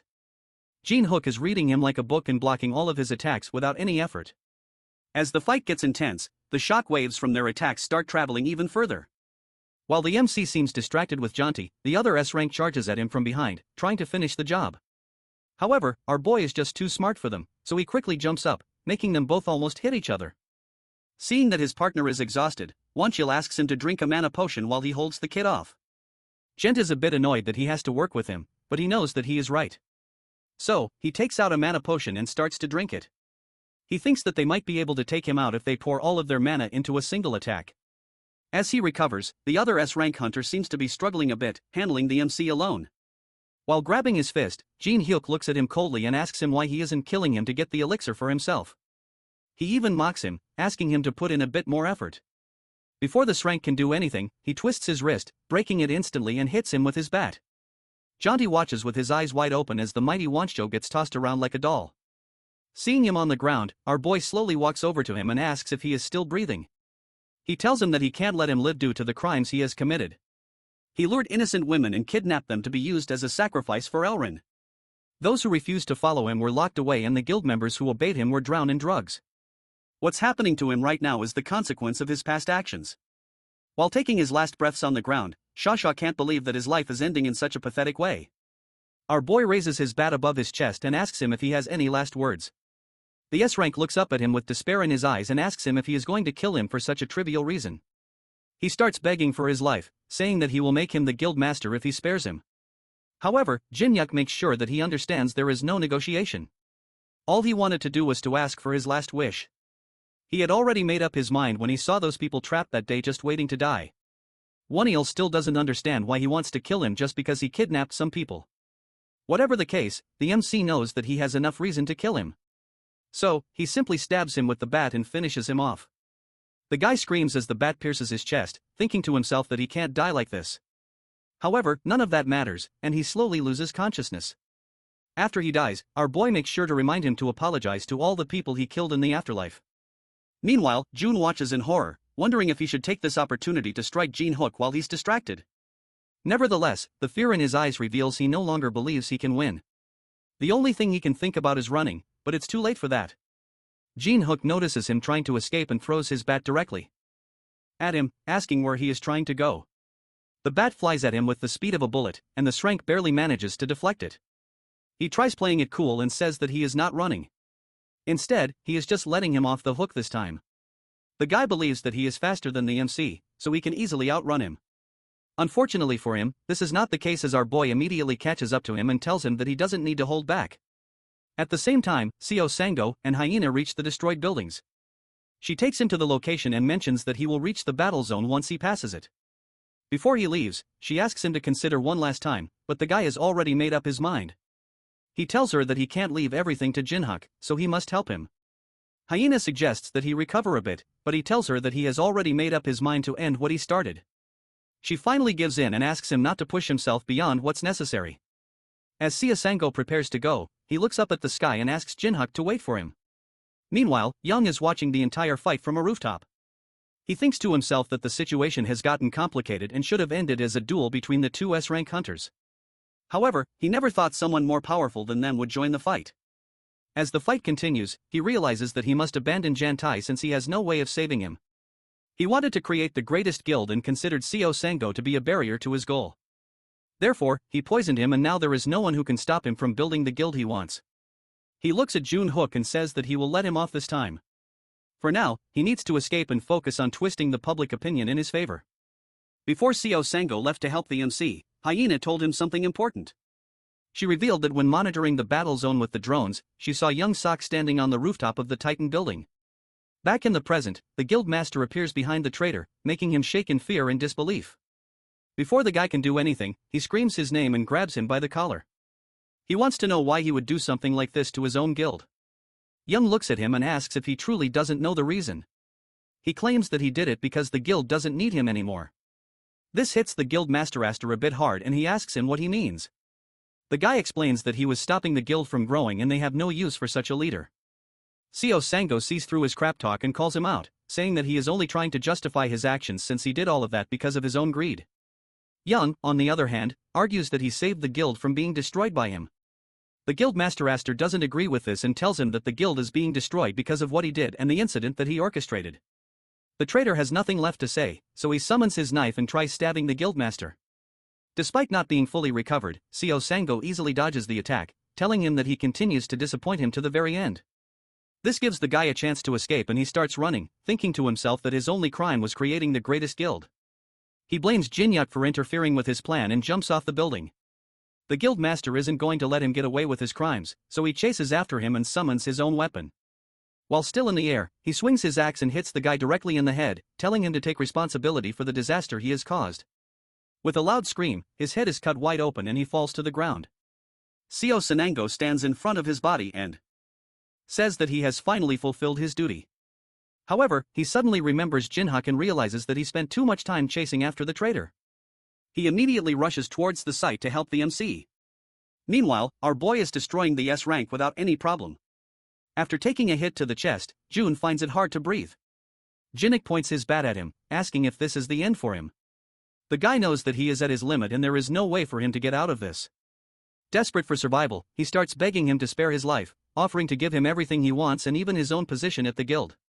Hearing this, the MC reminds him of when they fought the last time. Even after getting stabbed by the spear, he never begged for his life and struggled until the very end. This still doesn't stop the S rank from pleading. And before finishing his life, Jin-hyeok tells him that if he wants to live, he should be prepared to struggle till the end. Before the guy can say anything else, he literally smashes his head clean off the body. With the S rank now dead, the MC stands there in silence, thinking to himself that he finally managed to stop the S rank hunters with his own strength. Suddenly, he hears Seo Sango's voice calling out to him and asking him if he is hurt. He is shocked to see the guild master alive and well and asks him when he woke up. The guy tells him not to worry since he woke up a while ago and has recovered. He then asks him what happened here. Jin-hyeok says that it's a long story and reveals that he was lucky enough to get a chance to grow stronger. Thanks to that, he was able to take down the S-rank hunters. However, the guild master Aster still can't believe he got so much stronger in such a short amount of time. Noticing his confusion, our boy assures him that he will explain it all later. But for now, they need to do something about the damage caused to the city. Sango tells him not to worry since he and Hyena will take care of everything. The important thing is that he has received a message from Hyena in which she stated that the association wants to meet him. The scene changes to a training room in the Hunter Association headquarters where Jin-hyeok stands in confusion. Even though he accepted their invitation to visit the headquarters, he still doesn't understand why they are making him go through this. A voice informs him that this is a test and he needs to destroy the drones ahead while dodging their attacks. Before he can figure out what is happening, the drones start attacking, so he instinctively decides to take care of them first. The drones are attacking him from all directions, and it's making it harder to dodge their attacks. But compared to his fight against the Shranks earlier, this doesn't even count as a warm-up for him. With a confident smile on his face, he immediately starts destroying all the drones using his bat. It doesn't take long for him to clear through them, and the voice mentions that this is a new record. He stares at the screen in front of him and tells them that he is getting annoyed now since he wasn't informed about this test earlier. The girl on the other side mentions that this is part of the official procedure to determine his rank as a hunter. After his recent fight with the two hunters, he came out defeating two Shranks alone, so the association can't consider him a C rank anymore. Even after hearing all this, he still thinks that the test is pointless. Jin-hyeok starts to lose his temper and asks them to open the door so he can leave. The girl tries to calm him down, but it's no use as he doesn't want to be a part of this test anymore.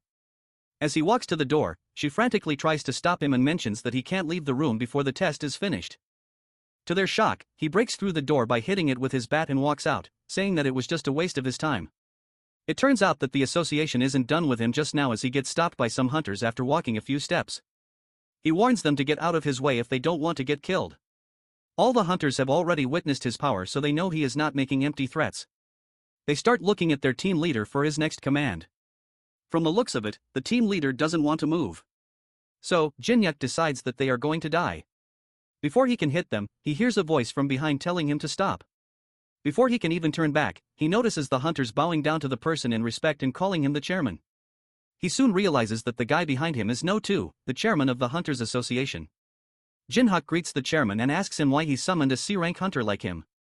The chairman notices that he is upset and apologizes, explaining that the reason he called him here is that someone wanted to meet him. The person he is talking about is none other than the strongest hunter in South Korea, Cheon Sango. Even our boy is shocked after seeing the number one hunter in front of him. As the guy walks towards him with his immaculate drip, he wonders why someone like him would like to meet him. Cheon steps forward to shake his hand with the MC, which feels like a fan moment. He asks him why he wanted to meet him, and the guy mentions that he saw footage of his recent fight with the two S-rank hunters. Cheon compliments him for his performance and says that he just wanted to meet him in person. The MC thanks him, but he knows there is something more to this. It doesn't take long for the top-ranked hunter to reveal that he wants to ask him for a favor. Meanwhile, Seo Sango and Hyena are having a discussion over tea at his apartment. She informs him that according to their latest findings, the remnants of the Tyrant Guild and the Titan Guild have now merged into the Pantheon Guild with the approval of the association. She apologizes, saying that she tried her best to save the guild. Hearing this, he tells her that it was the right call to disband the guild. It seems like he regrets his past actions a bit and thinks that he could have avoided this mess if he had listened more to the other guild members. With this, he announces his retirement from the hunting business. Hyena hands him a contract form and says that it will be a waste for him to retire now. After taking a look at the contract, he realizes that it's a registration form for the Pantheon Guild. She tells him that their guild needs someone like him and that's also what their guild master believes. Hearing this, he asks her if she is already part of the guild. She winks at him and confirms that she now works for the Pantheon Guild. Meanwhile, Jin-hyuk and Cheon are standing face to face, prepared for a duel. He finds this entire situation weird since he was initially thrown into a test room and now the strongest hunter in the country wants to fight him. The chairman and the girl are watching this fight live on their screen. She can't believe that Cheon actually came to the HQ of his own will since he is rarely even seen in public. The chairman reveals that he met the hunter earlier. And after he saw Jin-hyuk's fight with the two hunters, he said that he finally found someone he could fight beside or maybe someone who could rival him. As the MC asks him why they are fighting, the top hunter mentions that he isn't sure himself. In any case, our boy isn't going to back down from a challenge, so he is ready to fight. The girl starts getting a bit worried and asks the chairman if they are really going to let them fight. He laughs and assures her that it's fine since they are just doing a normal spar. Back in the actual fight, Cheon summons his sword and both hunters ask each other to try their best.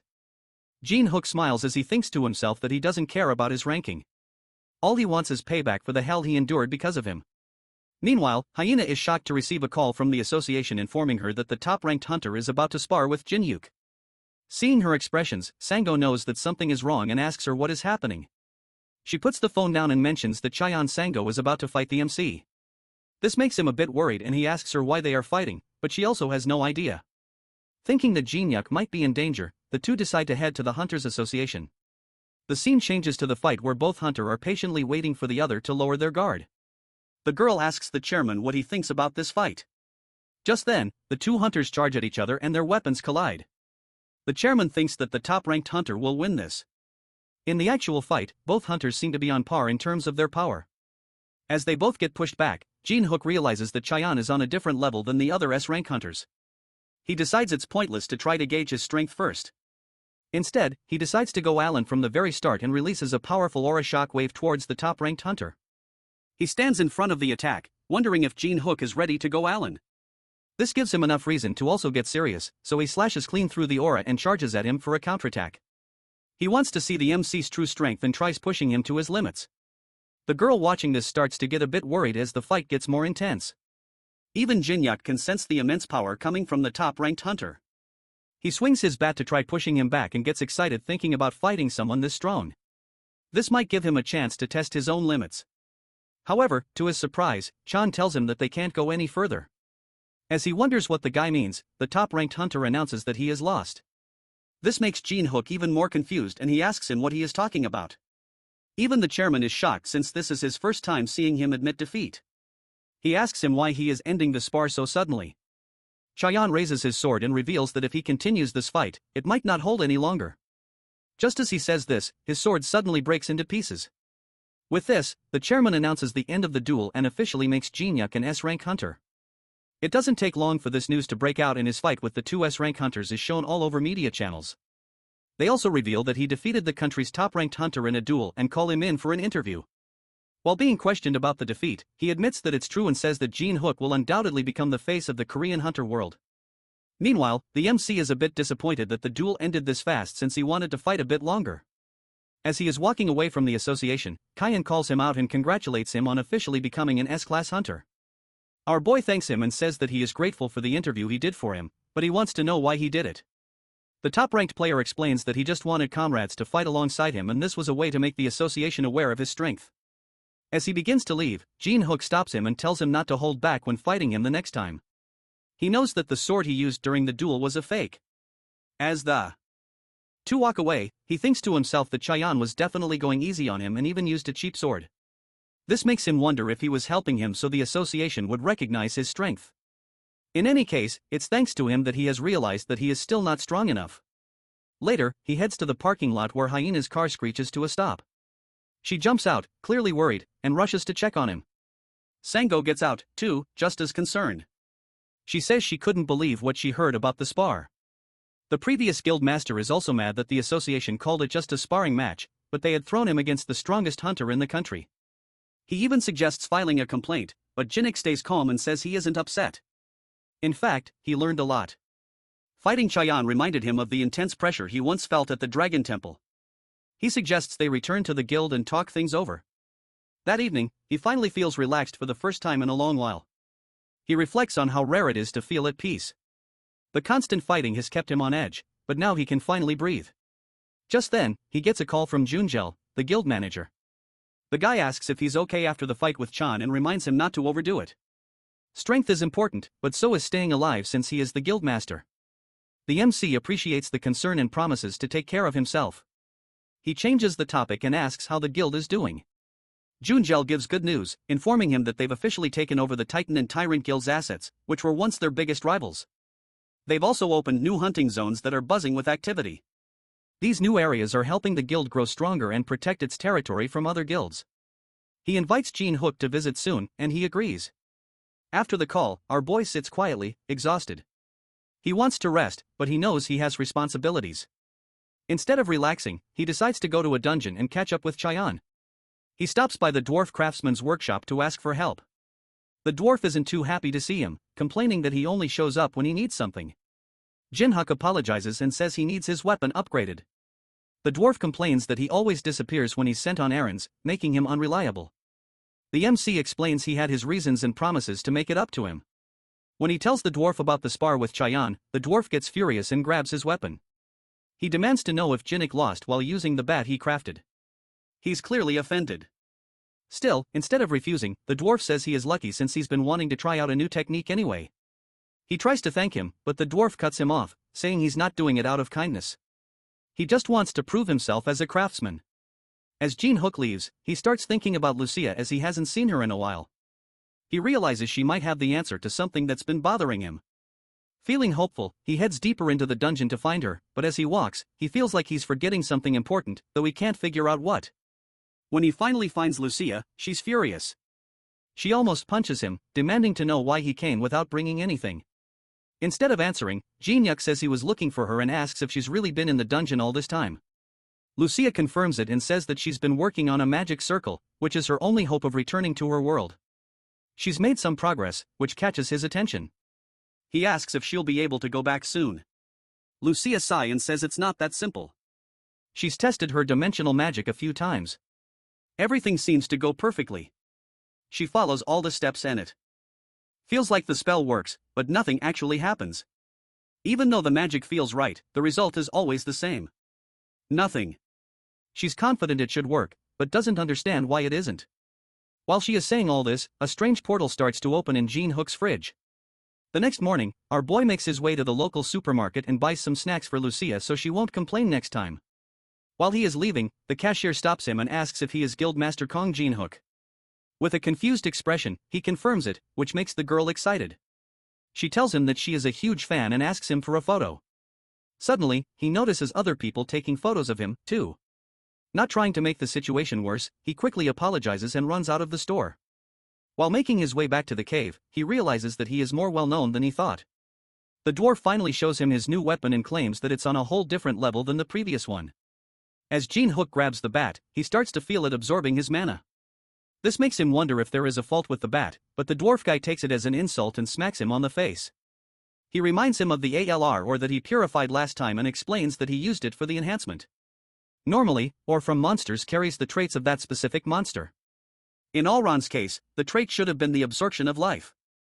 However, thanks to his purification, it changed to the absorption of mana. Since it's draining his mana, it means that the weapon is working perfectly. Still, Jin-hyeok is a bit worried about the bat draining all of his mana, but the dwarf assures him that it will stop after a certain amount. Suddenly, the bat stops absorbing his mana, which means that it is at its maximum capacity. The dwarf tells him that he can use the mana stored inside whenever he wants. To test it out, our boy aims the bat directly at a statue in front of him and swings it in the air, causing it to release a powerful shockwave of mana. The dwarf is a bit impressed that he was able to use it this well on his first try. Jin-hyeok thanks him for the enhancement, but the old guy doesn't want his thanks. He only wants some booze. As the two of them talk, the dwarf asks him where he is going today. He mentions that he is going to see Lucia for a bit. Hearing her name, it becomes apparent that the dwarf doesn't like her. This makes our boy curious and he asks him why he can't seem to get along with her. The old man makes a serious expression and says that it's a long story. The only reason they are tolerating each other is that they have no other choice. However, dwarves and elves have been at war for as long as he can remember. He claims that the elves sold their people to the dragons, which comes as a shocking revelation to Jin-hyeok. He finally realizes the depth of the beef between the two races. Later, when he meets Lucia, she screams at him as usual, asking him where he has been. He asks her why she called him to the temple when she is always in the boss's room. Instead of answering him, she simply asks him to look around him and says that the entrance temple has suddenly disappeared. Jin-hyeok looks around in confusion and notices that it's actually missing. She believes that it vanished before he cleared the dragon's trial. And during one of her recent investigations, she found a dimensional teleportation magic circle. This one is even more advanced than the one that Mage was using in the boss room.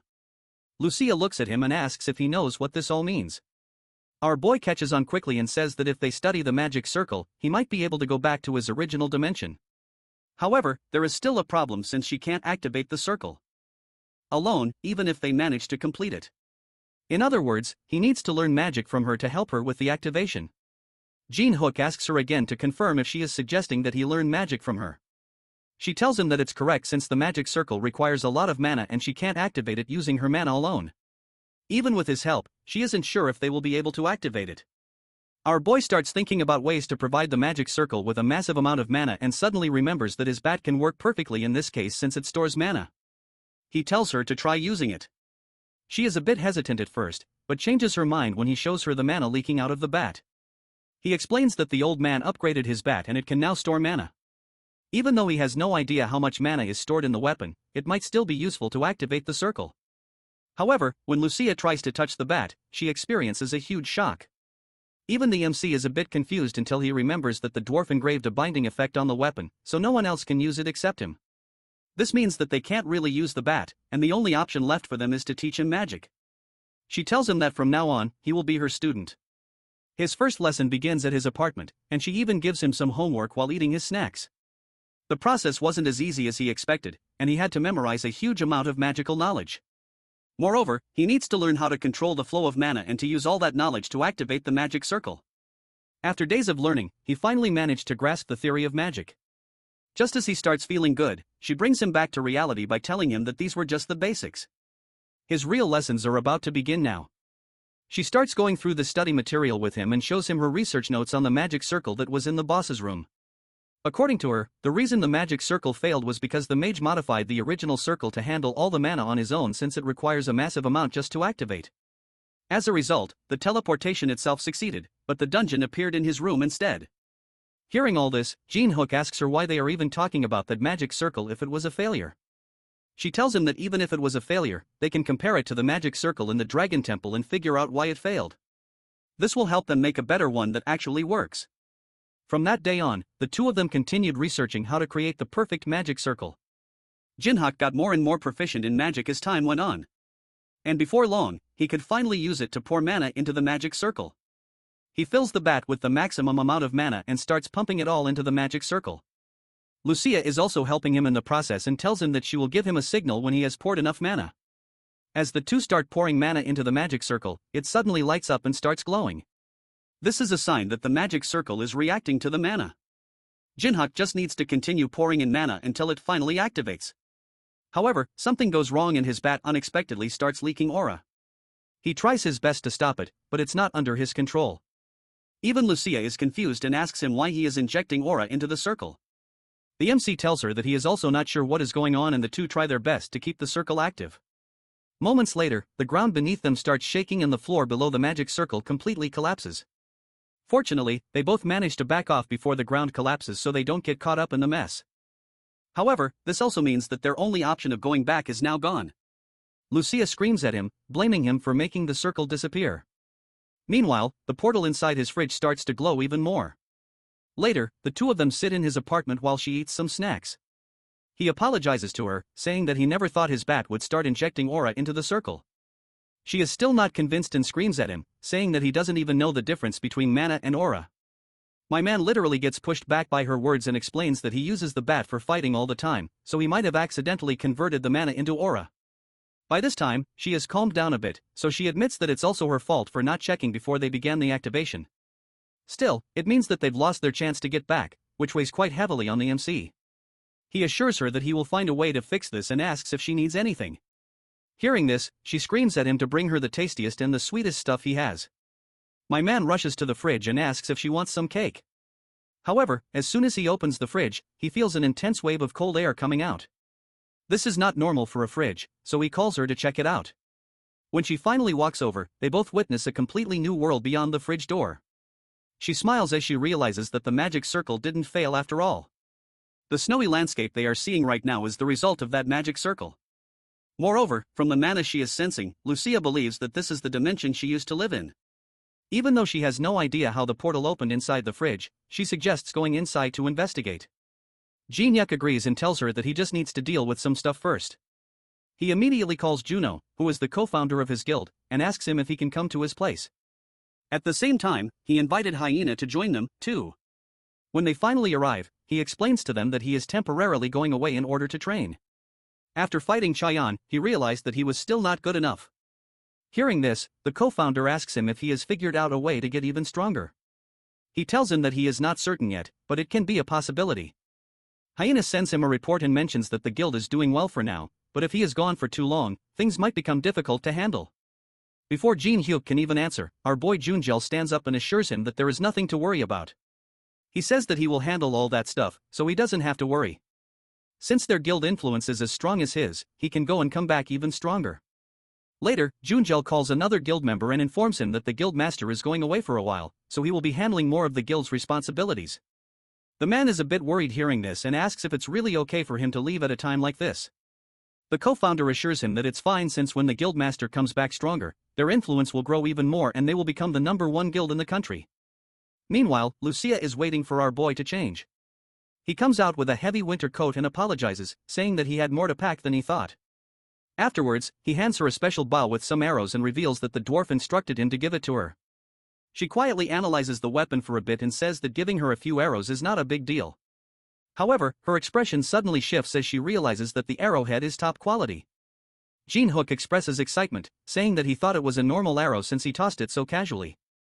He mentions that the old guy really looks out for her. Lucia still isn't ready to admit it, but says that she might have to pay him back for this eventually. The two of them finally decide to step in, and immediately he can tell that this is a different dimension. They wonder where they should start investigating and come across a mysterious dungeon. Our boy seems excited for this and says that something is definitely hiding inside. She agrees and the two decide to head into the dungeon. The dungeon is deeper and bigger than they actually assumed. And as soon as they step inside, she immediately senses some monsters running towards them. Lucia cautiously stops him and tells him to get ready since it's about to go down. It doesn't take long for the monsters to appear and they turn out to be yetis. The monsters fiercely jump towards them and she asks our boy if he can handle them. With a confident smile, he assures her that he has it under control. He summons his bat and claims that he can take them out with his eyes closed. She finds it amusing and tells him that he talks too big. The two of them start clearing off the monsters without much problem, with the MC attacking them, Heaton and Lucia supporting him from the back. As the battle continues, she starts to realize just how good the arrows are. Jin-hyeok is also feeling himself, so he decides to end it in one final blow. At the same time, the dragon god gets a message that the apostle has crossed dimensions. He listens to the dragon while sitting on his chair and announces that he will meet the apostle soon. The dragon still doesn't understand why he gave the rank of apostle to a human like him instead of a noble dragonkin. Hearing this, the dragon god reveals that he did it because of the man's destiny. He was born to bring ruin to the world. A fierce battle erupts between Jin-hyeok and the monstrous creatures. Our boy launches himself into the air and prepares to end the fight swiftly. Without hesitation, he strikes down with his bat like a bolt of lightning. The weapon crashes into the creature's skull, killing it instantly. Breathing heavily, he opens his inventory and reads the name of the monster, Yeti. This name surprises him as he doesn't recall seeing such a creature before. Lucia soon approaches and reacts sharply when she hears the word Yeti. She explains that Yetis are known to live in packs in the mountains. If the creature he just killed was indeed a Yeti, then they needed to leave the cave immediately. Jin-hyeok, confused by her urgency, questions the sudden need to escape. She warns him that killing a single Yeti usually triggers the entire pack to attack in retaliation. And when they do, their strength is overwhelming and merciless. Before they can discuss further, a blizzard suddenly roars through the tunnel, and monstrous howls echo from the shadows. Realizing the danger, he asks her why she didn't mention this earlier, but she admits she only just remembered. With no time for arguments, she urges him to run. As they flee, the icy floor begins to crack beneath their feet. Despite the danger, he glances back at the advancing creatures and questions whether running is even necessary. From his perspective, the Yetis don't seem particularly strong. Lucia, however, explains that the risk isn't just from the monsters themselves. The structure of the cave is fragile, and any battle here could cause the ice to collapse, killing everyone inside. Suddenly, he comes to a stop. Lucia, alarmed, demands to know why he's halting in such a dangerous place. He replies calmly that he has a tool that might help. He pulls out a flash grenade and plans to use it to freeze the monsters in place. Just as he prepares to throw it, something unexpected happens. Instead of chasing them further, the Yetis start to retreat back into the cave. Both Jin-hyeok and Lucia are taken aback. The creatures, which moments earlier had been charging at them, now appear frightened. She looks toward the depths of the cave and suggests that the Yetis might be sensing something even more dangerous ahead. She believes their instincts are warning them not to go any further. The MC is shocked by the idea that something so terrifying could exist deeper in the cave. Something that could scare off an entire pack of Yetis. She confirms she senses a strange and powerful magical energy unlike anything she's felt before. It's dark, twisted, and deeply unsettling. She proposes that the only way to find out more is to continue forward. They push ahead until the tunnel opens into a vast hidden area. In the middle of the mist stands a large snow-covered structure. Lucia points out that this is the source of the dark magical energy they've been sensing. Jin-hyeok decides they should investigate it closely. Though Lucia remains tense, she warns that the aura surrounding the place is disturbingly unnatural. Even she, who had never known fear in battle, feels a deep unease in her chest, as if something inside the structure is watching them. Elsewhere, in a different space shrouded in darkness, the dragon god sits alone. He whispers that he has finally found what he was searching for. The last messenger has arrived and now it's time to wait for what's to come. Meanwhile, the two of them start moving towards the temple. It's really cold and the place feels tense, like something dangerous is up ahead. As they move further in, they see a man standing silently in the distance. Jin-hyeok feels that something is off about him and Lucia warns that the man has dark energy coming from him. He wonders if the man is still human and suggests they try talking to him, but she quickly says no and mentions that she has never felt this kind of mana before. Right then, the man starts to speak. His voice is rough and he says he didn't expect anyone to come here. He asks if they were sent by him. Jin-hyeok replies that they just came to investigate because they sensed ominous mana and asks the man who he is. The man suddenly gets angry and yells that intruders can't be allowed to leave after seeing this place.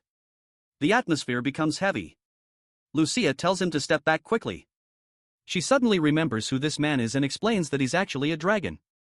The area around them shifts and the man transforms into a huge red dragon right in front of them. The dragon says they've entered a sacred place and must pay the price. She gets ready to fight and says she's dealt with dragons before. The MC is shocked and tries to process what just happened, but prepares to fight anyway. Then everything suddenly freezes. The wind stops. The fire goes out and even the dragon and Lucia can't move. Jin-hyeok is confused. He notices that Lucia also isn't moving. A deep voice speaks out saying, "Time has been stopped." Someone appears in the air wearing a black cloak. He doesn't walk on the ground, but seems to float or tear through space. Jin-hyeok asks who he is. The man replies that his name is Ordo and he's the one who created the dragon Tiamut. He also claims to be the god of the world. The MC is surprised but doesn't know whether to believe it. Ordo says it doesn't matter if he believes him or not since it's still the truth. He explains that he's been watching humans for a long time. At first, he liked how people lived, but then they started fighting each other, causing destruction. He didn't want humans to destroy themselves, so he became a god to protect them. He created monsters to give humans a common enemy and gave people the power to fight back by turning them into hunters. At first, things worked out and people worked together, but then humans started using their powers against each other again. Ordo says that Jin-hyeok has also used his power in the same way. He adds that he was never meant to be this strong and to become his apostle, he had to endure many more trials, but his plan failed because an anomaly from another dimension ruined everything. A powerful magician had moved the dungeon into his room, which allowed him to grow stronger earlier than expected. Ordo had tried to destroy the dungeon when Jin-hyeok first entered, but the dragon god inside blocked him, so he gave up. Because of the dungeon's effects, he couldn't find him until recently when the dragon god's presence vanished. Now he can finally meet him face to face. He then tells Jin-hyeok that he had already marked him as his apostle long ago. His plan was for him to become a powerful protector of humanity, someone who could bring peace and stand at the top of the world. He offers him that position, saying it's his rightful place, but he also adds a threat. If he refuses, he'll have to die just for seeing this place. The MC thinks about it, then calmly says no. He admits that he used to want that kind of power and destiny, but he refuses to follow Ordo. He accuses him of knowing how much pain he went through and doing nothing to help. Now asking him to serve as his apostle feels like manipulation. Our boy tells him that he'd rather die fighting than be someone's puppet. The guy laughs at his response and says he is foolish for not understanding his deeper plans. Then he changes approach. He floats into the air and says that if Jin-hyeok won't join him willingly, he'll use another method. He introduces a creature called Tiamut which he created after capturing an ancient dragon from another world. It's his most powerful creation and he claims that nothing can stop it, not even hunters or monsters. He plans to use this creature to destroy everything and build a new world filled only with people who love peace. Jin-hyeok will be the first sacrifice to this new creature. Even facing this terrifying threat, our boy doesn't back down. He grits his teeth and tells Ordo to bring it on. Then he charges straight at the dragon-like creature, even though it seems like suicide. The guy is impressed by Jin-hyuk's bravery, but says it's pointless since he'll be left behind. Meanwhile, somewhere underground, a dwarf is finishing a shiny new set of armor. He talks to himself, saying that it took longer than expected to make this armor because the old one was too worn out. He remembers Jin-hyuk and jokes that the guy better bring him some good booze as thanks. He recalls how he used to be weak when they first met, but gradually became one of the strongest people on the continent, probably helped by that loud elf, too. He wonders what they'll bring back this time and laughs, thinking that it might even be a dragon. Back at the battle, Ordo snaps his fingers and the giant creature suddenly comes to life. Its eyes glow and it starts to move with huge muscles flexing. Lucia regains consciousness and realizes what's happening. She shouts at Jin-hyuk to be careful. The dragon shoots a massive blast of fire toward him. The MC tries to dodge, but it's too fast, and he ends up getting swallowed by the dragon. Lucia is shocked and screams in despair. Ordo smiles coldly and mocks him for making a dramatic speech only to be taken out so quickly, but then a voice growls from inside the dragon's mouth. He is still alive. He starts forcing the dragon's jaws open from the inside. Using pure strength, the dragon roars in pain. Lucia is overwhelmed with relief and asks if he's okay. Jin-hyeok says of course and tells her that he can't let someone like Ordo destroy the world. No matter what it takes, he'll stop him. The guy just laughs as he finds it amusing and says that he wants to see how long he can hold on. However, he mentions that the only thing he will feel at the end is overwhelming despair. Meanwhile, Hyena gets a call from the co-founder of the guild and he informs her that the association has issued a mandatory summons. She asks in confusion why it's happening, but he mentions that he doesn't know the exact reason. Dungeons are appearing all across the city, including their own jurisdiction. For this reason, they are asking for their cooperation. Hearing this, she tells him that she will notify the other guild members immediately. After she puts down the phone, Sanango asks her what is going on. She reveals that a huge number of gates have appeared in Region 9, which interestingly lies close to Jin-hyuk's house. While all this is happening, our boy is trapped in the mouth of Tiamat the dragon. Lucia is worried since he might burn to death if he doesn't come out quickly. The MC struggles to get out, but the dragon is too strong, so he can't push its mouth open. Suddenly, the elf shoots an arrow that hits it directly in the head. The dragon screams in pain and opens its mouth, which gives our boy enough time to escape. Despite taking a direct hit from the arrow, it seems like the dragon is still fine. As Jin-hyuk falls to the ground, it furiously flies towards him to finish him off. He immediately gets up, thinking that it's not even giving him any time to breathe. The dragon slams to the ground and uses all of its strength to crush our boy. At the same time, Lucia tries shooting another arrow at it, but the dragon notices her before she can shoot. It uses its tail to smack her, and the impact sends her flying away. The MC finally realizes just how strong this dragon is since he made her fall with just a single hit. With her down, the dragon shifts its focus back towards our boy. With the pressure increasing, Jin-hyeok knows that he has no other choice but to go all out. Ordo seems a bit disappointed in the MC and believes that it's all over. He orders the dragon to finish him, but something seems off. Despite the dragon using all of its strength, it can't crush our boy. This makes the dragon shocked as it can't believe that a mere human is able to withstand its power. Jin-hyuk starts pushing back with everything he has and uses the power he gained from the dragon's temple. He unleashes all that power while screaming on top of his lungs, causing the dragon to pull back. I can't believe that someone like him can handle so much power. Even Ordo is shocked and refuses to believe that he is seeing the power of the dragon god. Meanwhile, the dragon god sits on his throne, announcing that it's time to go since his apostle has finally realized his true power. He gets up from his throne, saying that he will settle this long-standing grudge today. Back in the other dimension, Ordo can already feel the energy shifting, and he knows that this is a sign of the dragon god's arrival. Even Jin-hyeok feels strange since he didn't expect the power of the dragon god to be this strong. Moreover, he can see the mark of the dragon on his wrist. Ordo also notices the symbol from above and wonders if the dragon god has really made him his apostle. He knows that he has to finish this before the dragon god arrives. So he orders the dragon to kill him immediately. Tiamat obeys his command and sends a massive wave of fire towards our boy. Surprisingly, the fire which felt dangerous a minute ago doesn't scare him at all. He is at a level where he thinks he can easily beat the dragon. Suddenly he hears a voice telling him to stop. For a moment it seems like time itself has stopped. Jin-hyeok thinks that Ordo is behind this, so he screams at him, asking if he has something else to say to him. The guy is also confused and tells him that he never stopped time. At the same time, he hears the dragon god asking him why it's so hard to find him. His eyes open wide as he finally realizes that the dragon god is here. Ordo didn't expect him to show up this quickly. The MC also looks up to notice the elder flying above and asks him what he is doing here. The dragon god turns to Ordo and asks him how dare he kidnap a dragon that was like his own child. Apparently, he had kidnapped his dragon and turned it into this monster called Tiamut.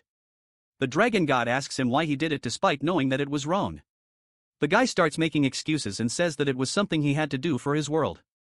He, as a god, should understand this. The dragon god can see right through this crap and tells him that creating a monster from his stolen child in order to destroy his world wasn't something necessary. He just did it for his own satisfaction.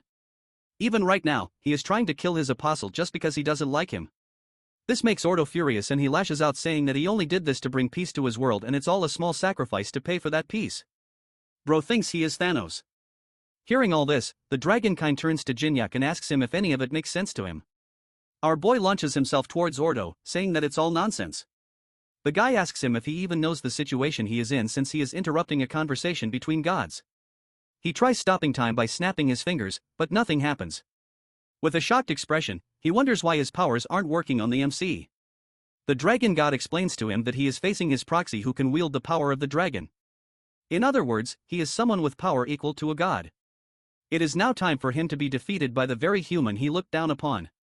Without wasting a second, our boy starts swinging at him with his bat. Ordo manages to block his attack, but his insane power quickly overwhelms him. Jin-hyeok screams at him, saying that they don't need a god who wants to destroy their world and throws him to the ground. The guy falls down with a massive explosion and smoke covering the entire area. Our boy opens his eyes to find himself in a different plane in space. He sees Ordo standing in front of him, telling him not to be worried. Seeking some answers, our boy asks him what he is trying to do. The guy explains that he just altered the dimensions since he wanted to talk. He admits that he lost the fight and mentions that getting hit by him changed his entire perception. It made him realize that being a god doesn't mean that he knows everything perfectly. Therefore, he's decided to stop what he was planning before and instead make himself in charge of the entire world. As his body starts disappearing, he tells the MC that he will be overseeing everything from on and mentions that he has to prove himself wrong. Jin-hyeok isn't so sure that he can handle all that responsibility, but Ordo has made his decision. He makes him the new manager of the world and our boy goes back to the other dimension. The dragon god asks him if he had a good talk and explains that Ordo gave everything up and decided to trust humans again. He even gave him back the dragon, saying that he would watch over the new world. Before leaving, the dragon god tells him that it's his duty to bring peace to his world. He assures him that he will be cheering him on and says that he should become a manager that even the two gods would acknowledge. Jin-hyeok stands there thinking if he has actually become the manager of this world. Just then, he hears Lucia's voice calling him out. He rushes back to her and asks if she is okay. She reveals that she almost died, but the dragon god healed her body, allowing her to recover. Since it's all over now, our boy invites her to go back home. However, she mentions that this is her original world, so she can't leave. This makes him a bit sad, and he asks her if it means that they won't see each other anymore. The two say their goodbyes and part ways, looking down at his world from above. Our boy remembers how a dungeon appeared in his room out of nowhere. He never thought a bottom-tier hunter like him could become the manager of the world. He still doesn't know what Ordo saw in him to give him this power, but he knows for sure that he needs to guide humanity down the right path so they don't go astray. He'll do all that while communicating with others to build a better world as a fellow human and the manager of a new